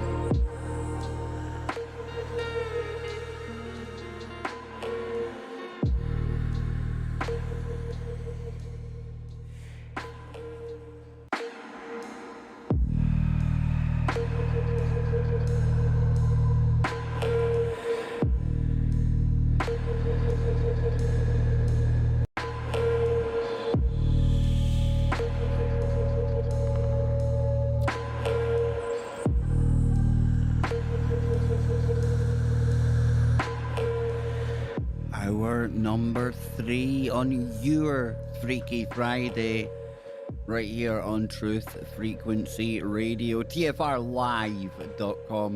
where we continue even stronger now to give you the ultimate protection from deception and censorship, and where we say silence is consent. Yes, indeed. Can you say that in the days of wokeness? Silence is consent? Probably not. Probably not. Probably get you into a lot of trouble, that one. But before we dive back into this, guys, and I've had some really good fun today. Really looking forward to seeing and hearing what our number 3 has in store for us. We'll go back to Scotty and Charlie Red Star in just a moment. But I want to take just a couple of seconds out to say a special thank you to somebody who helps this channel immensely, and many other channels as well out there. It's our good friend Marty Lauderdale. You see her all the time over on YouTube, on my streams, on Freaky Friday streams. I see her on Doc McCairn's streams. I see her on umpteen streams. And she tirelessly, without ever being asked, always posts links to websites, links to the donation button, really adding a whole tier of support to the people on the show that she's watching. And I definitely haven't taken enough time out to thank Marty for what she does. But when we do hit it big, we will hit it big. We'll end up on TV, folks, somewhere, some dimension. More Ron. Moron donated $10 through Super Chat. PPP. My friends. Great lurk as always with the 3 Wookie tiers. Stay bright everyone, let's light up this dark winter. I like it, the Wooketeers. And a big shout out to Ron as well, who offers me a whole heap of moral support in the background. We often exchange text messages. If I was out in the States, I would be where Ron is, because Ron has got the right idea. Ron has gotten out of Dodge. He is off the grid. Yes, indeed. And things are coming together nicely there. And it couldn't happen to a nicer guy. But yes, Marty, big thank you to you. And if we do ever hit it big, social media manager is a no-brainer. You will most certainly be along for the ride. So guys, thank you for letting me take a little time out to thank Marty. And I was thinking during the break there, you know, how we can always improve Freaky Friday. How we can always make it a little bit different as well, because you don't want to stagnate. Not that we do. I think since NASA has come onto the team, it's been almost like a breath of fresh air. New topics, new conversations, new point of view. That's always good. But we always like to say it's your Freaky Friday. And it's not just something we say. If it wasn't for all of you out there... Oh, here we go. Thank you, Jocelyn. Jocelyn Richardson donated $5 through Super Chat. What a great day, Kev, Scotty and Nee say. Oh, thank you, Jocelyn, all the way up there in Alaska. But we want to put the you into the Freaky Friday woo. So I'm thinking next Friday, we're going to open up the phones. But there's a strict stipulation. You have to deliver the type of woo that'll have me, Scotty, Nacy, and more importantly, your fellow travelers down the rabbit hole out there in the audience absolutely aghast at the kind of things that you've experienced. Now, when I say you've experienced it, we would obviously love to hear genuine, real ghost stories. Something you've actually gone through. Your experience with the paranormal, the cryptids, the UFOs, the aliens. Now, I understand that opens it up to people phoning up and making up stories. Well, if you're going to make one up, be sure it's good. Because me, Scott, and Nacy, we don't suffer fools in the woo gladly. Pity the woo if you make it up. That's all I can say. So yeah, next week, guys, how about, even in the final hour, open up the phones for some you woo out there. Or woo you. And like Kev's... and like Kev's... Well, I would say...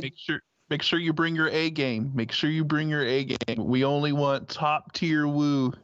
Because we're going to play fact or fiction with it. We're going to give it the smell test, and we'll Imagine we tell somebody it's not real and they're going through something akin to what you see in Poltergeist or something. That wouldn't be too good, right? But no, Well, no. and if we recall, that is kind of how I joined the Woo crew. It was back way in the day when I used to call in on Fridays and share my woo. Don't lie, Nacy. Everyone knows that you're a handler. You're the handler for me and Scott. Paul O'Brien donated €5 through Super Chat. Glad to see you back in the game after the coup.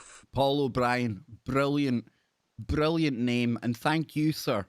Thank you, sir, for altering the language, using our kind of nomenclature, our jargon for topics. Paul O'Brien, thank you very, very much. You're definitely steeped in the woo, my friend. And listen, it's going to take more than the bloody coof to get rid of me, folks. Let me tell you. Oh, yes, indeedy. Yeah. Charlie Red Star might do it, though. Charlie Red Star might get rid of me. Yeah, Scott. yeah. Maybe. Well, So you want some res woo? Or no, we still with Charlie? Yeah, we're gonna finish up this Charlie Red Star thing, and then look we'll at that! Look at that! definitely- Charlie Red Star isn't doing it for Nacy. He tried to trump your Charlie Red Star there. You see that? And I mean it, in the card playing sense, folks. Don't get triggered out there. Charlie Red Orb. Oh, was Charlie the much talked about a red Kachina? Oh, maybe. Uh-huh. Who knows? Would you like to take the red Kachina or the blue Kachina, Scott? There you go, The man. purple. Yep. The magenta. The magenta. The magenta. Kachina. Yeah.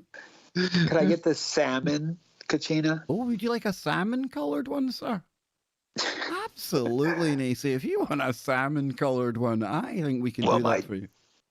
My toxic masculinity would not allow me to ask for the pink Kachina. I heard an absolutely brilliant you saying last night, and you just reminded me of it.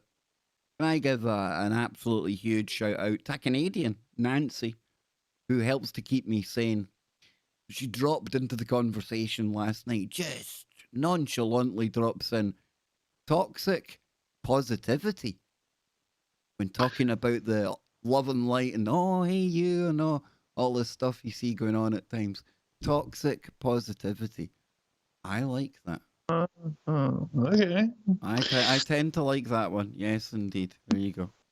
Yeah. No, it's good. I like it. Better than my toxic masculinity, you know. Charlie. Yeah. Charlie. Red Star. So, back to Charlie Red Star out here in Canada. It sounds like this was quite the ordeal. And multiple witnesses and whatnot. So, it says the other groups also saw it, describing it as looking like a blood red moon, bobbing up and down through the trees, always completely silent. Oh, now we know what happened to your moon, Nacy. See?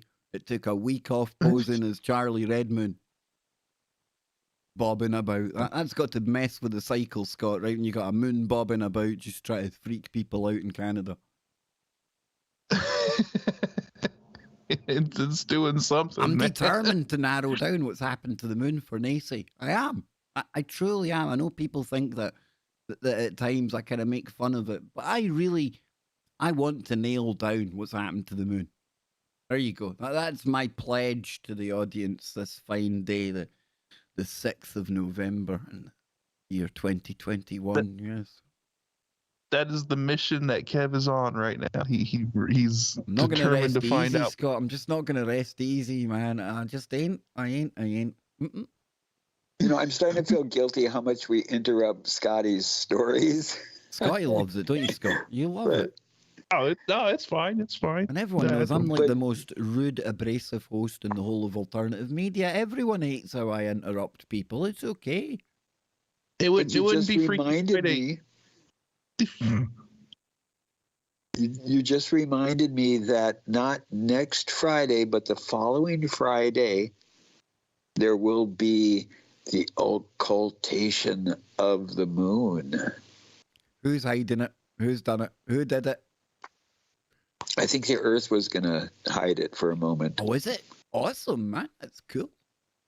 But if it's a blood red moon, maybe it's going to be the story of Little Red Riding Hood and Beowulf and that whole metaphor. Ooh. Charlie Red Star. Boy.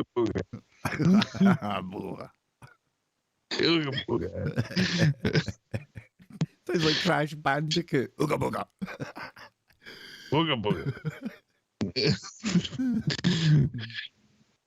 So, Alan Kerr, the cameraman, was even able to capture a few seconds of footage of the object as it flew overhead. Although, since it merely shows a red light in the sky, it's inconclusive. The team would return to the site a few days later with a radiation meter and claim to have found several spots with radiation anomalies. What was going on here? And what did this crew see and film? Sightings would continue on through the summer. On June 4th, 1975, a farmer was out in his pasture when he saw a huge glowing red disc with two domes on top. It was so frightening to him that he tried to leave in his truck, but the craft allegedly made his engine die before flying off. On July 1st, a group of 3 witnesses saw the object hovering and moving about erratically around a grain elevator before landing in a nearby field and then flying off. These witnesses would give a very detailed description of the object, with one of them reporting it was about 85 feet in diameter and perfectly round. So round it was unbelievable. It was saucer-shaped, and the top and bottom traveled in different directions. The bottom one spun to the right, and the top one spun to the left. There was a center section that didn't move, about 6 to 8 feet in width, and there were oval-shaped windows in it. I'd say that there were about 16 windows in the whole circumference, 8 looking on one side we were on. That's very interesting. So that was pretty detailed. The very next day, another witness claimed that the object had landed in one of his fields and left behind an oval patch of dead vegetation and tripod marks. The sightings went on throughout the summer, and the Carmen region was becoming well-known nationwide as a UFO watching hotspot. People from all over Canada and the United States came in large numbers to catch a glimpse, with some even claiming to have chased it in their cars. And there were hundreds of sightings reported throughout the summer. Sightings of Charlie Red Star would continue on through the fall and winter, well into 1976 before decreasing in frequency and then just stopping altogether to leave the area in bafflement. UFO researcher Grant Cameron would prove the most in-depth account of these events in his book, Charlie Red Star, True Reports of one of North America's biggest UFO sightings. Have you guys ever heard of this before? Oh, this is my first time hearing about Charlie Red Star, so I mean, this is pretty cool. Grant Cameron covering it? It's quite big, they say, right? Right, and what I would really like to know in the synchronicities of things, when you were very descriptive on the objects, and you said that one side it rotated one way, and on the other side it rotated the other way, and the center stood still. Now, I would love for someone to go back and during that statement tell me if the balloons were doing such a thing. Would that not be the coolest? No, if we're gonna even think of that, and I've just brought the balloons to the party on this particular screen as well, before people shirrick me for not letting them concentrate on the balloons. Scott, back to you, man. So yeah, so it was covered in this book. It says where there's a treasure trove of more sightings like these in great detail. And Cameron himself even says he witnessed Charlie Red Star on several occasions. He would wait over 30 years before publishing his research on the strange flap, and would later speculate that whatever it was, it had been drawn to secret nuclear facilities in the region just south of the U.S. and Canadian border. He would find that the missiles being stored there had been removed at the end of 1975, and that this might have a connection with the phenomena stopping. Oh, makes sense there. Well, with all the history of these type of craft sightings in and around facilities like that, yeah, that puts a different slant on it. Yeah. Because in the end, there is little that we could do to come to terms with all these sightings. We don't know what the objects were, or what they wanted. Why did this happen here in this nondescript little place? Where did it come from, and what did it want? Was this all hallucinations and a massive hoax, or was it something else? It remains unknown. Yeah, really fascinating story there. Like I said, I never really heard about this thing, but apparently it's pretty big event when it comes to UFO sightings and multiple witnesses, mass sightings. It's not like this was seem just to be a consensus of people in the chat room who have heard of this at all. This is like pretty weird, eh? And I'm not saying I'm not like that's not. I'm not saying there's something deeper going on, folks. But I think it's quite weird when you've got all of us people. We've got like looking at Woo for how long? I don't know. It's strange. It just shows. It just shows that there's always new stuff to uncover, and paranormal keeps on giving, man. Keeps on giving. Exactly. Yeah. Just when you think you've heard it all, you get Charlie Red Star come out here and dropping some deep woo. Dropping us some new deep woo, and I'm just waiting for the next Hopi prophecy, Scott. There'll be a Charlie in the sky. It'll be the red Charlie. It'll be right beside the red Charlie Kachina. Yeah, it'll go something like that. Something like that. ZX said Mandela effect.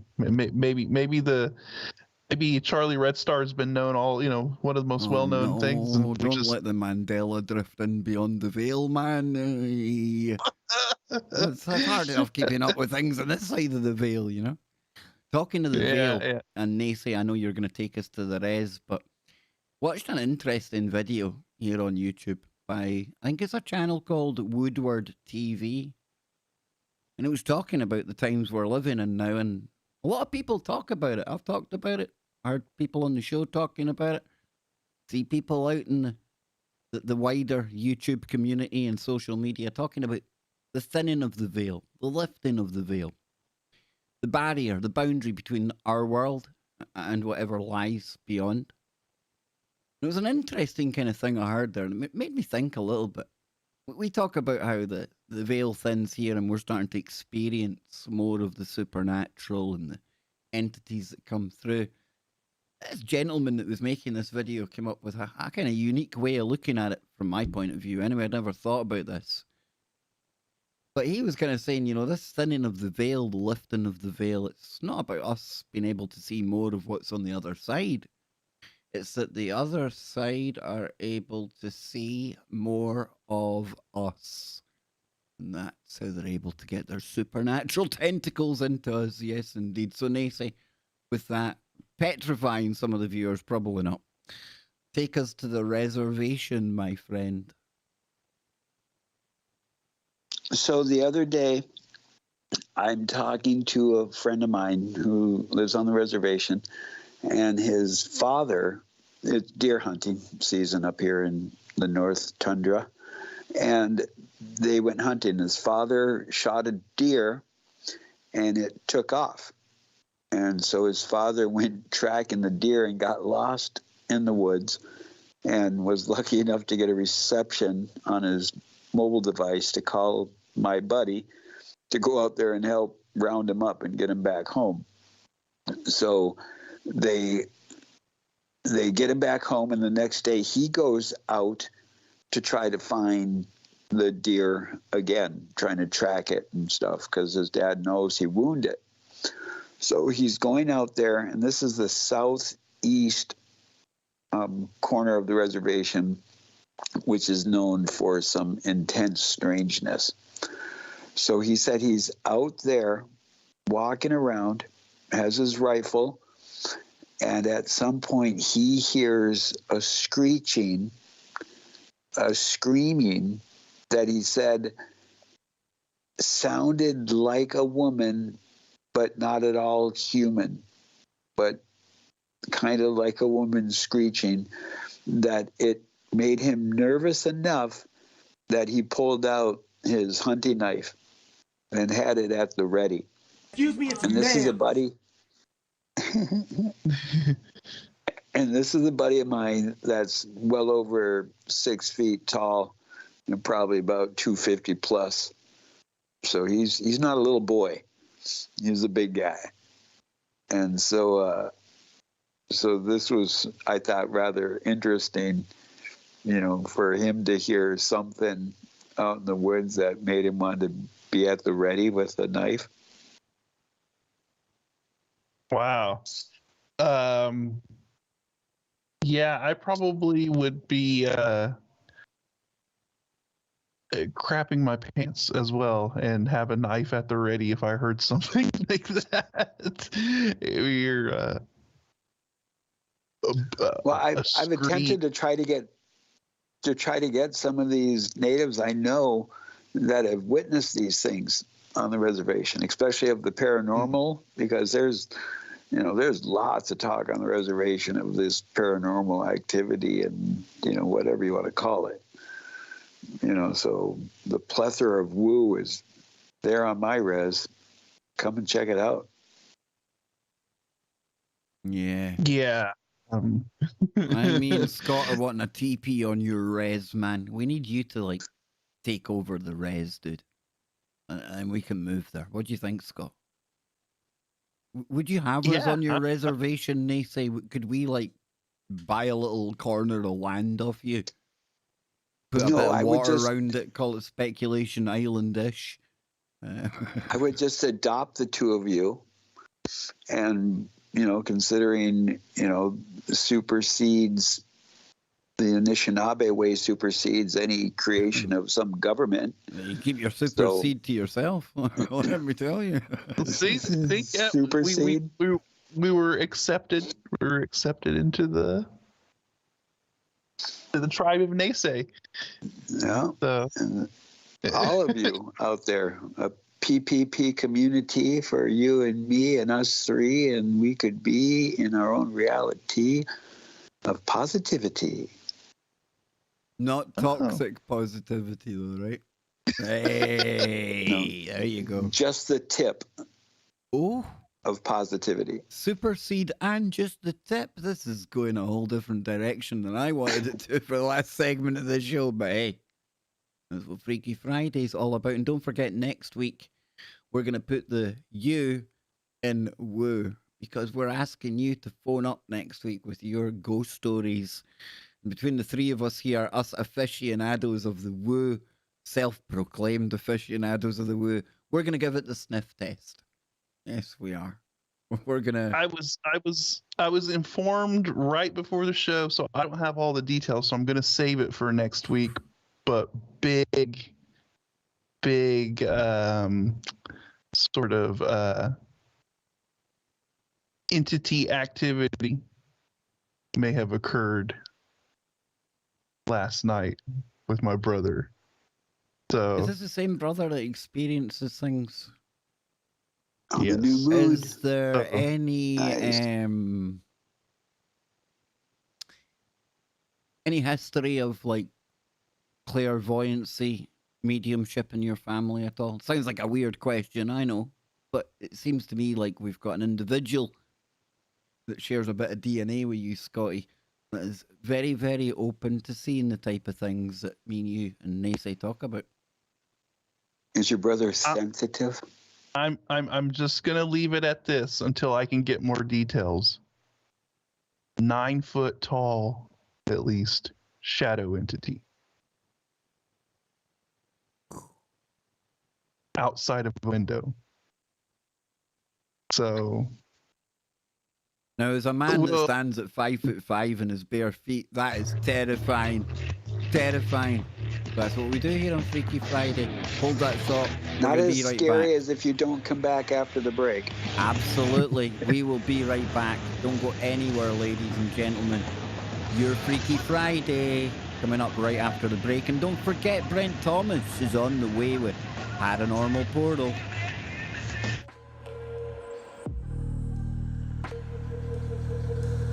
Yes, indeed. A big shout out to Jimmy Jeans in the chat room. We've got Rick Anderson there. The one, the only mammoth hunter. Not need to hunt them much longer. They're going to reanimate the old woolly mammoth. Yes, indeed. Good to see you again all the way from down under. We've got another Kevin in the chat room. Hey, all the Kevins here today. Kevin Green. Oh, are you the balloon, sir? Are you the green balloon? Have you manifested onto the show? Oh, amazing. We have got Lisa Rue in the house. Good to see you, Lisa. I hope you are feeling good. Long time no see, but definitely never forgotten. We love you around here.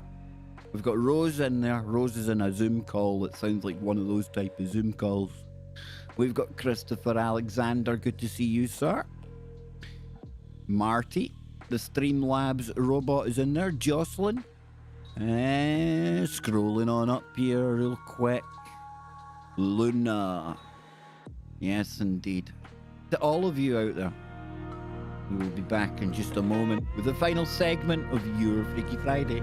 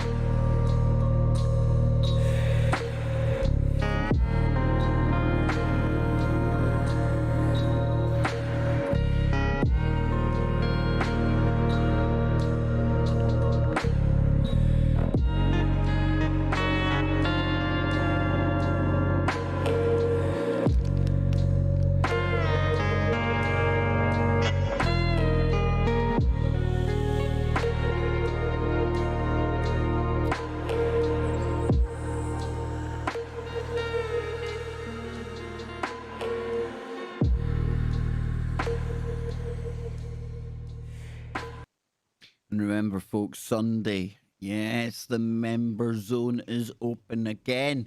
The rumours are true. We're back in business. There's our balloons. Can you influence the balloon? Can you? Can you take part in what we are now calling balloonomancy? Yes, the magic of the balloons.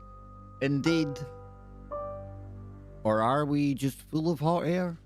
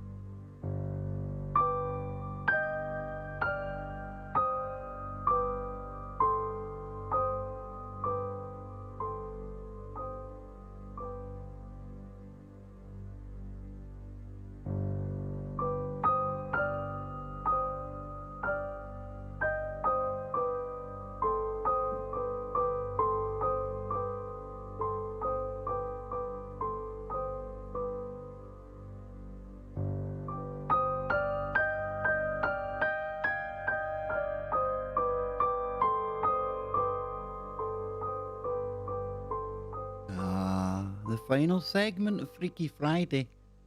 Or, another way of looking at it, one more segment until the paranormal portal. Right here on TFRlive.com. And of course, you can catch Brent Thomas and Don Longbeard on the home of the portal at TFRlive.com. Or you can catch them on their YouTube channel. And let me thank everyone for tuning in to today's Freaky Friday. Yes, indeed, it's been a good one. It has. We've had ghosts.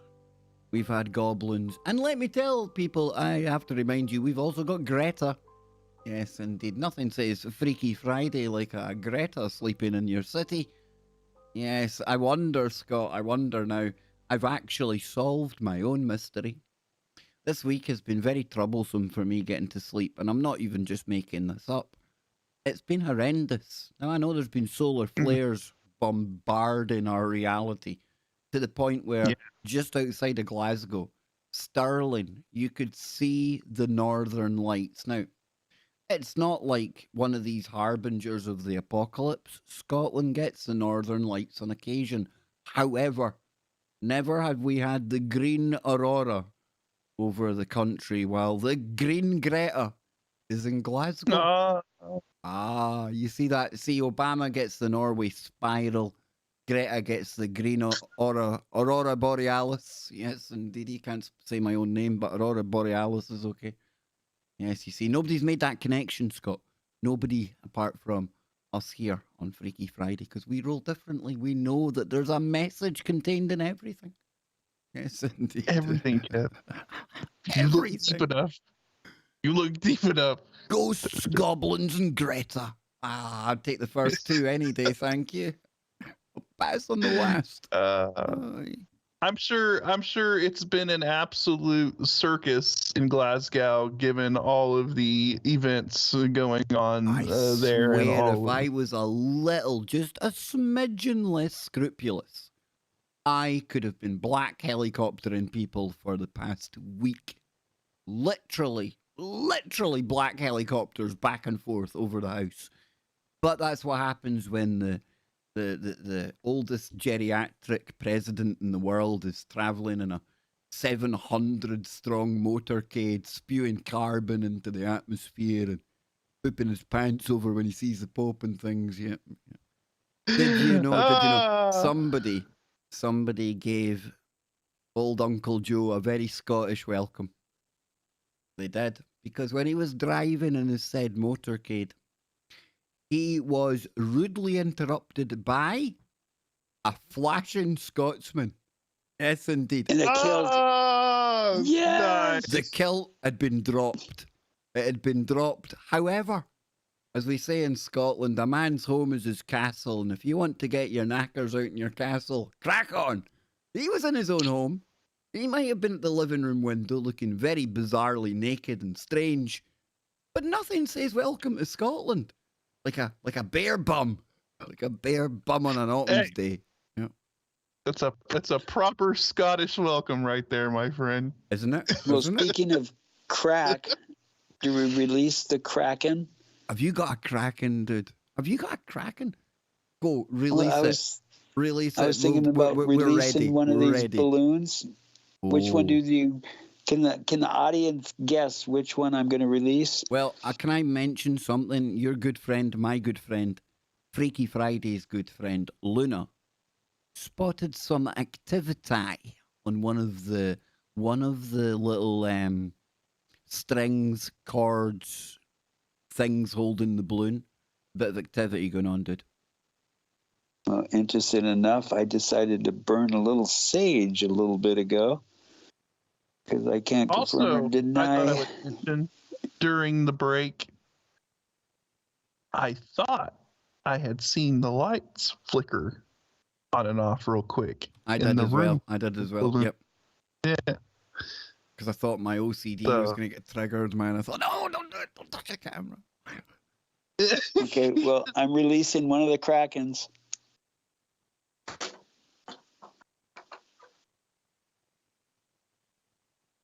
Okay. Not much noise associated with this Kraken. Cracker, cracker, cracker. What noise does a Kraken make? So then now, if we can, If the audience can manipulate the balloon that was set free to come back into view, that would be really nice. Blunomancy it. The sacred art. There's part of me in my mind's eye. I keep seeing a big hairy hand, just to absolutely terrify us. Big hairy hand, big like nail marks across the ceiling type kind of gig going on. That's the mind's eye seeing, man. Wasn't the hairy hands of Devon? Wasn't that one where it was like grabbing the wheel of people's cars and swerving them off the road? And that's some sinister stuff, man. It wasn't like a hairy man's hand. It was a hairy man's hand. Yeah. Or for the hand to reach up and grab the string of the released balloon and bring it back down into frame. Look at us, such chauvinists, such we're so sexist. We assume that the hairy hand must be attached to a man. In this day and age, I find most humans find bodily hair as a thing. Creepily so, yeah. Yeah. Never judge a human by its hair. Never judge a human by its hair, Nacy. I did know a Lebanese woman that had hair. Well, being Native American, I don't have a lot of hair on me at all. And so I thought we were about to find out something about Lebanese women that had escaped me for 45 years, however. well, that was kind of the joke, that she would laugh at me because her arm was hairier than mine. But I don't, like I said, I don't have a lot of hair on me. Oh, nothing sees a Kev Baker running faster than a hairy armpitted woman. I would rather take on the Kraken. Oh, dude, there's something wrong with that. Something bring your hairy wrong. armpit to me, dude. Way back in the day, when when there was like no razors or like lady devices to take care of those things. Sure, one hairy armpit's a hairy armpit, but come on, man, we're more civilized than that. Nah, our fairer sex don't have to go around with big hairy pits. What's that all about? Oh, Doc Marten shoes and a sundress and hairy armpits. Bring it on. Oh, why did you have to bring up Nicola Sturgeon? Why? We ain't going that freaky tonight, they say. We ain't going that freaky.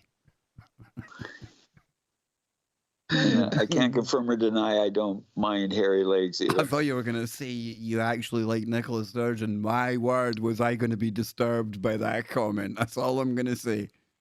All I'm going to say. Yeah. Where do we go from here, boys? I've kind of lowered the tone of things. It's all gone a bit kind of Comedy Central. I don't know. I'm trying to get rid of the picture of Nicola Sturgeon with a hairy armpit, Doc Martens and hairy hands out of my head, and it's not going. It's not shifting. Nope. No. Well, as we were discussing earlier, that it is the new moon, and this new moon is the in-between of the equinox of the fall and the winter solstice of the northern hemisphere. And so it makes me ponder, is everybody prepared for the winter? Because that was the main point of this in-between, that you're ready and prepared for the winter, because the winter gets pretty cold. So hopefully all of you have your propane gas or your stockpile of wood or your heaters all ready, because my relatives on the res, they're saying that it may just very well be a cold winter. Yeah, that's what I'm hearing too. I'm hearing the same things about this winter being a pretty brutally cold and possibly really snowy. So I don't know. We'll have to see how dude, that... we've got icebergs in Glasgow. You know, it's freezing. The ice age is here, man. It's done. Hey, man, that global warming, you know. Hey. Funny you should say that though, because I was looking at something the other day, and again it was other people saying that Europe probably get ready for a cold one as well this winter. But I think back to last year, wasn't too bad snow wise over here. No, No, it was actually a fairly mild winter last You would year or have so. to think that the whole solar cycle, you know, that big radiator up there in the sky, you'd have to think that affects the kind of winters we get as well, right? The cycles it goes through and things. It affects everything. Yeah. You know, I mean, really, I mean, nothing. So you know, life wouldn't be possible really on this planet without that burning furnace in the sky. So yeah, it shapes our climate, shapes our weather, and however active or inactive that giant nuclear plasma ball is, you know, that determines everything else. So, you know, when the sun's active, then things get wild here on our little rock. So it doesn't well, make this you is one of the things that I'm finding interesting, because as I pay attention to the sunrise and the sunset and the moonrise and the moonset, and then I also use other references points. Like lately I've been using Glasgow in Ecuador and Sydney. Okay, boys. I can only take it for so long. We need to have a readjustment. I know that you guys over in America like to say Moscow because it looks like cow on the end, right? COW. But I'm going to let you into a little secret, right? We pronounce that in Europe as co, like Moscow. And when you Glasgow. come to say it again. Glasgow. Go. Yes, forget the W. Just think Glasgow. Yeah. Okay. I know it looks like gow. I know we confuse people with words that look one way but sound different. I know. Pesky English language and all that. I know. But I Joe Joseph, he's a Moscow, Glasgow type guy. But I can't let you guys do that. I can't let you do it because people in Scotland, it'll be like nails down a chalkboard. Glasgow. Well, I was hoping that you'd forgive me. Thank you for the correction. I it only appreciate took 7 it. years, Scott. I thought I'll let it ride for 7 odd years and then no more. I'm definitely a Moscow, Glasgow pronunciator. So if it, I will. And I get it. readjust. I look at the name of the Russian capital and I see a cow. I see a cow at the end of that word. I do. But it's Moscow, Glasgow. There you go. Not Glasgow in Moscow or Moscow in Glasgow. That'd be weird.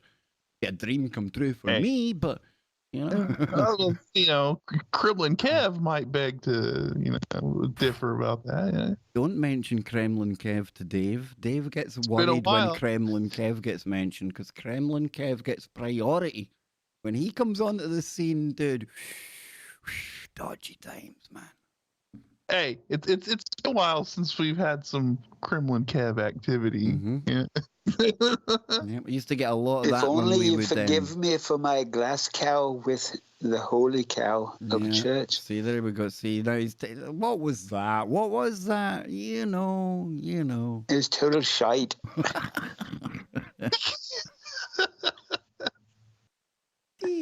Total shite with my attempt there. Oh my word! Well, we have another ghost story, boys. How does that sound?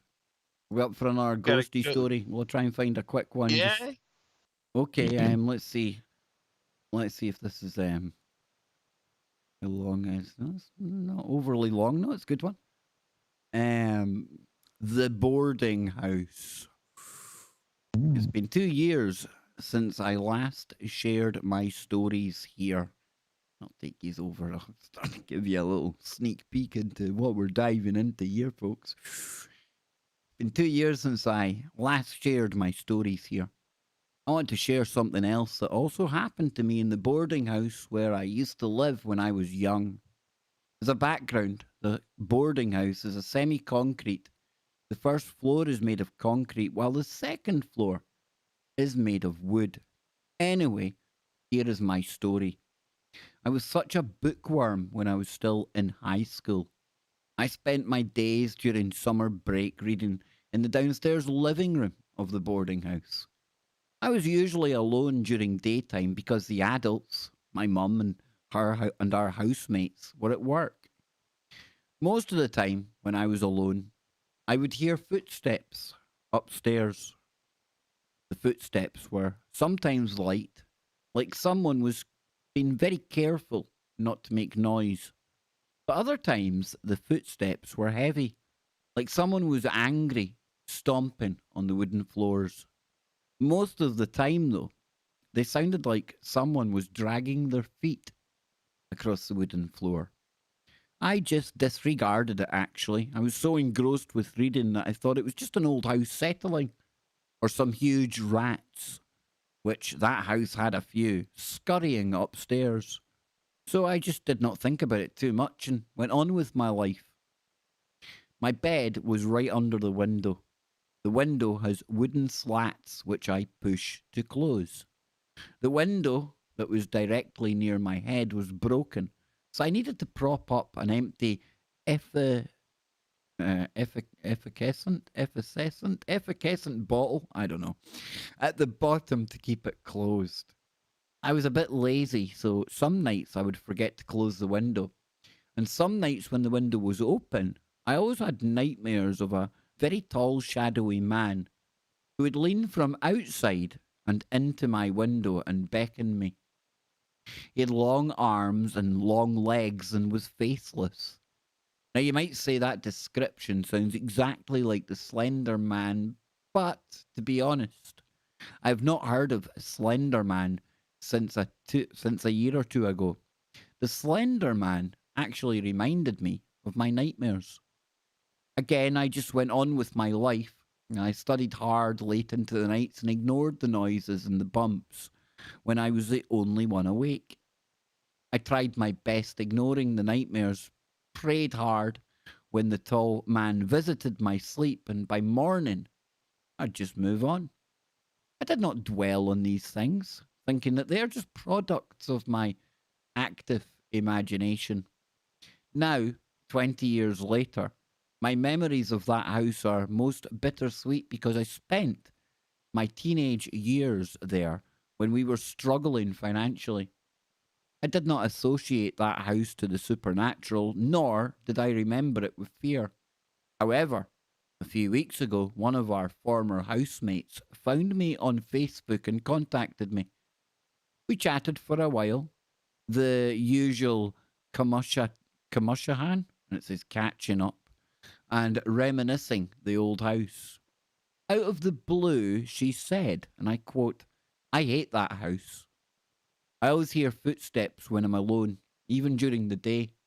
I could not sleep properly too. I always had these nightmares of a tall albino peeking through my window."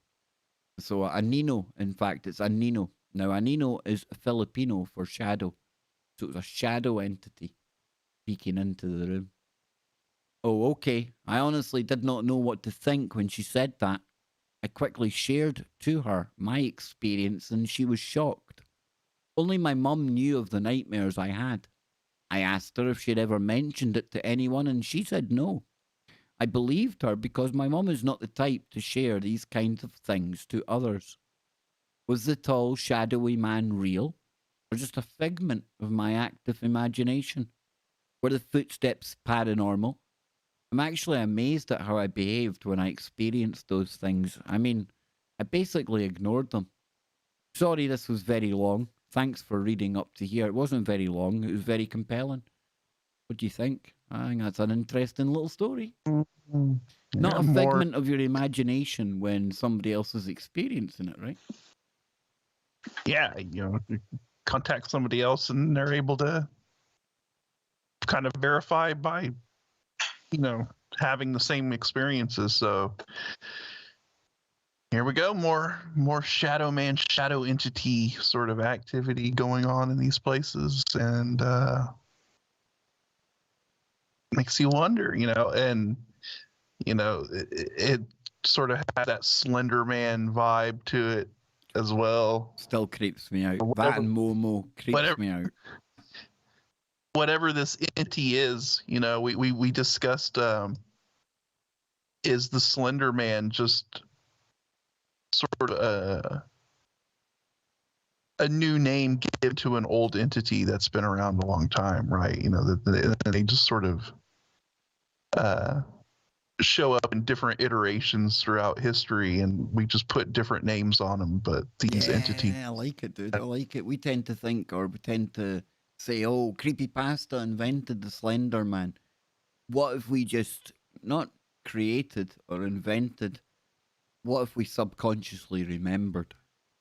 Ooh, Nacy. Ooh. In 1987, I was fortunate to be in Subic Bay in the Philippines. Because of my fondness of cameras, I had a nice Canon F1 and, A1 program. And I used to love going to cemeteries of different countries. And the Filipino cemetery was built on top of a hill. And it was a rather steep hill. And these monuments and markers and tombstones were practically one on top of the other. And I climb up this hill to just take pictures of these incredible monuments, of many, many years. Unbeknownst to me, as I'm climbing up the hill, I'm not paying attention to the sunrise, the sunset.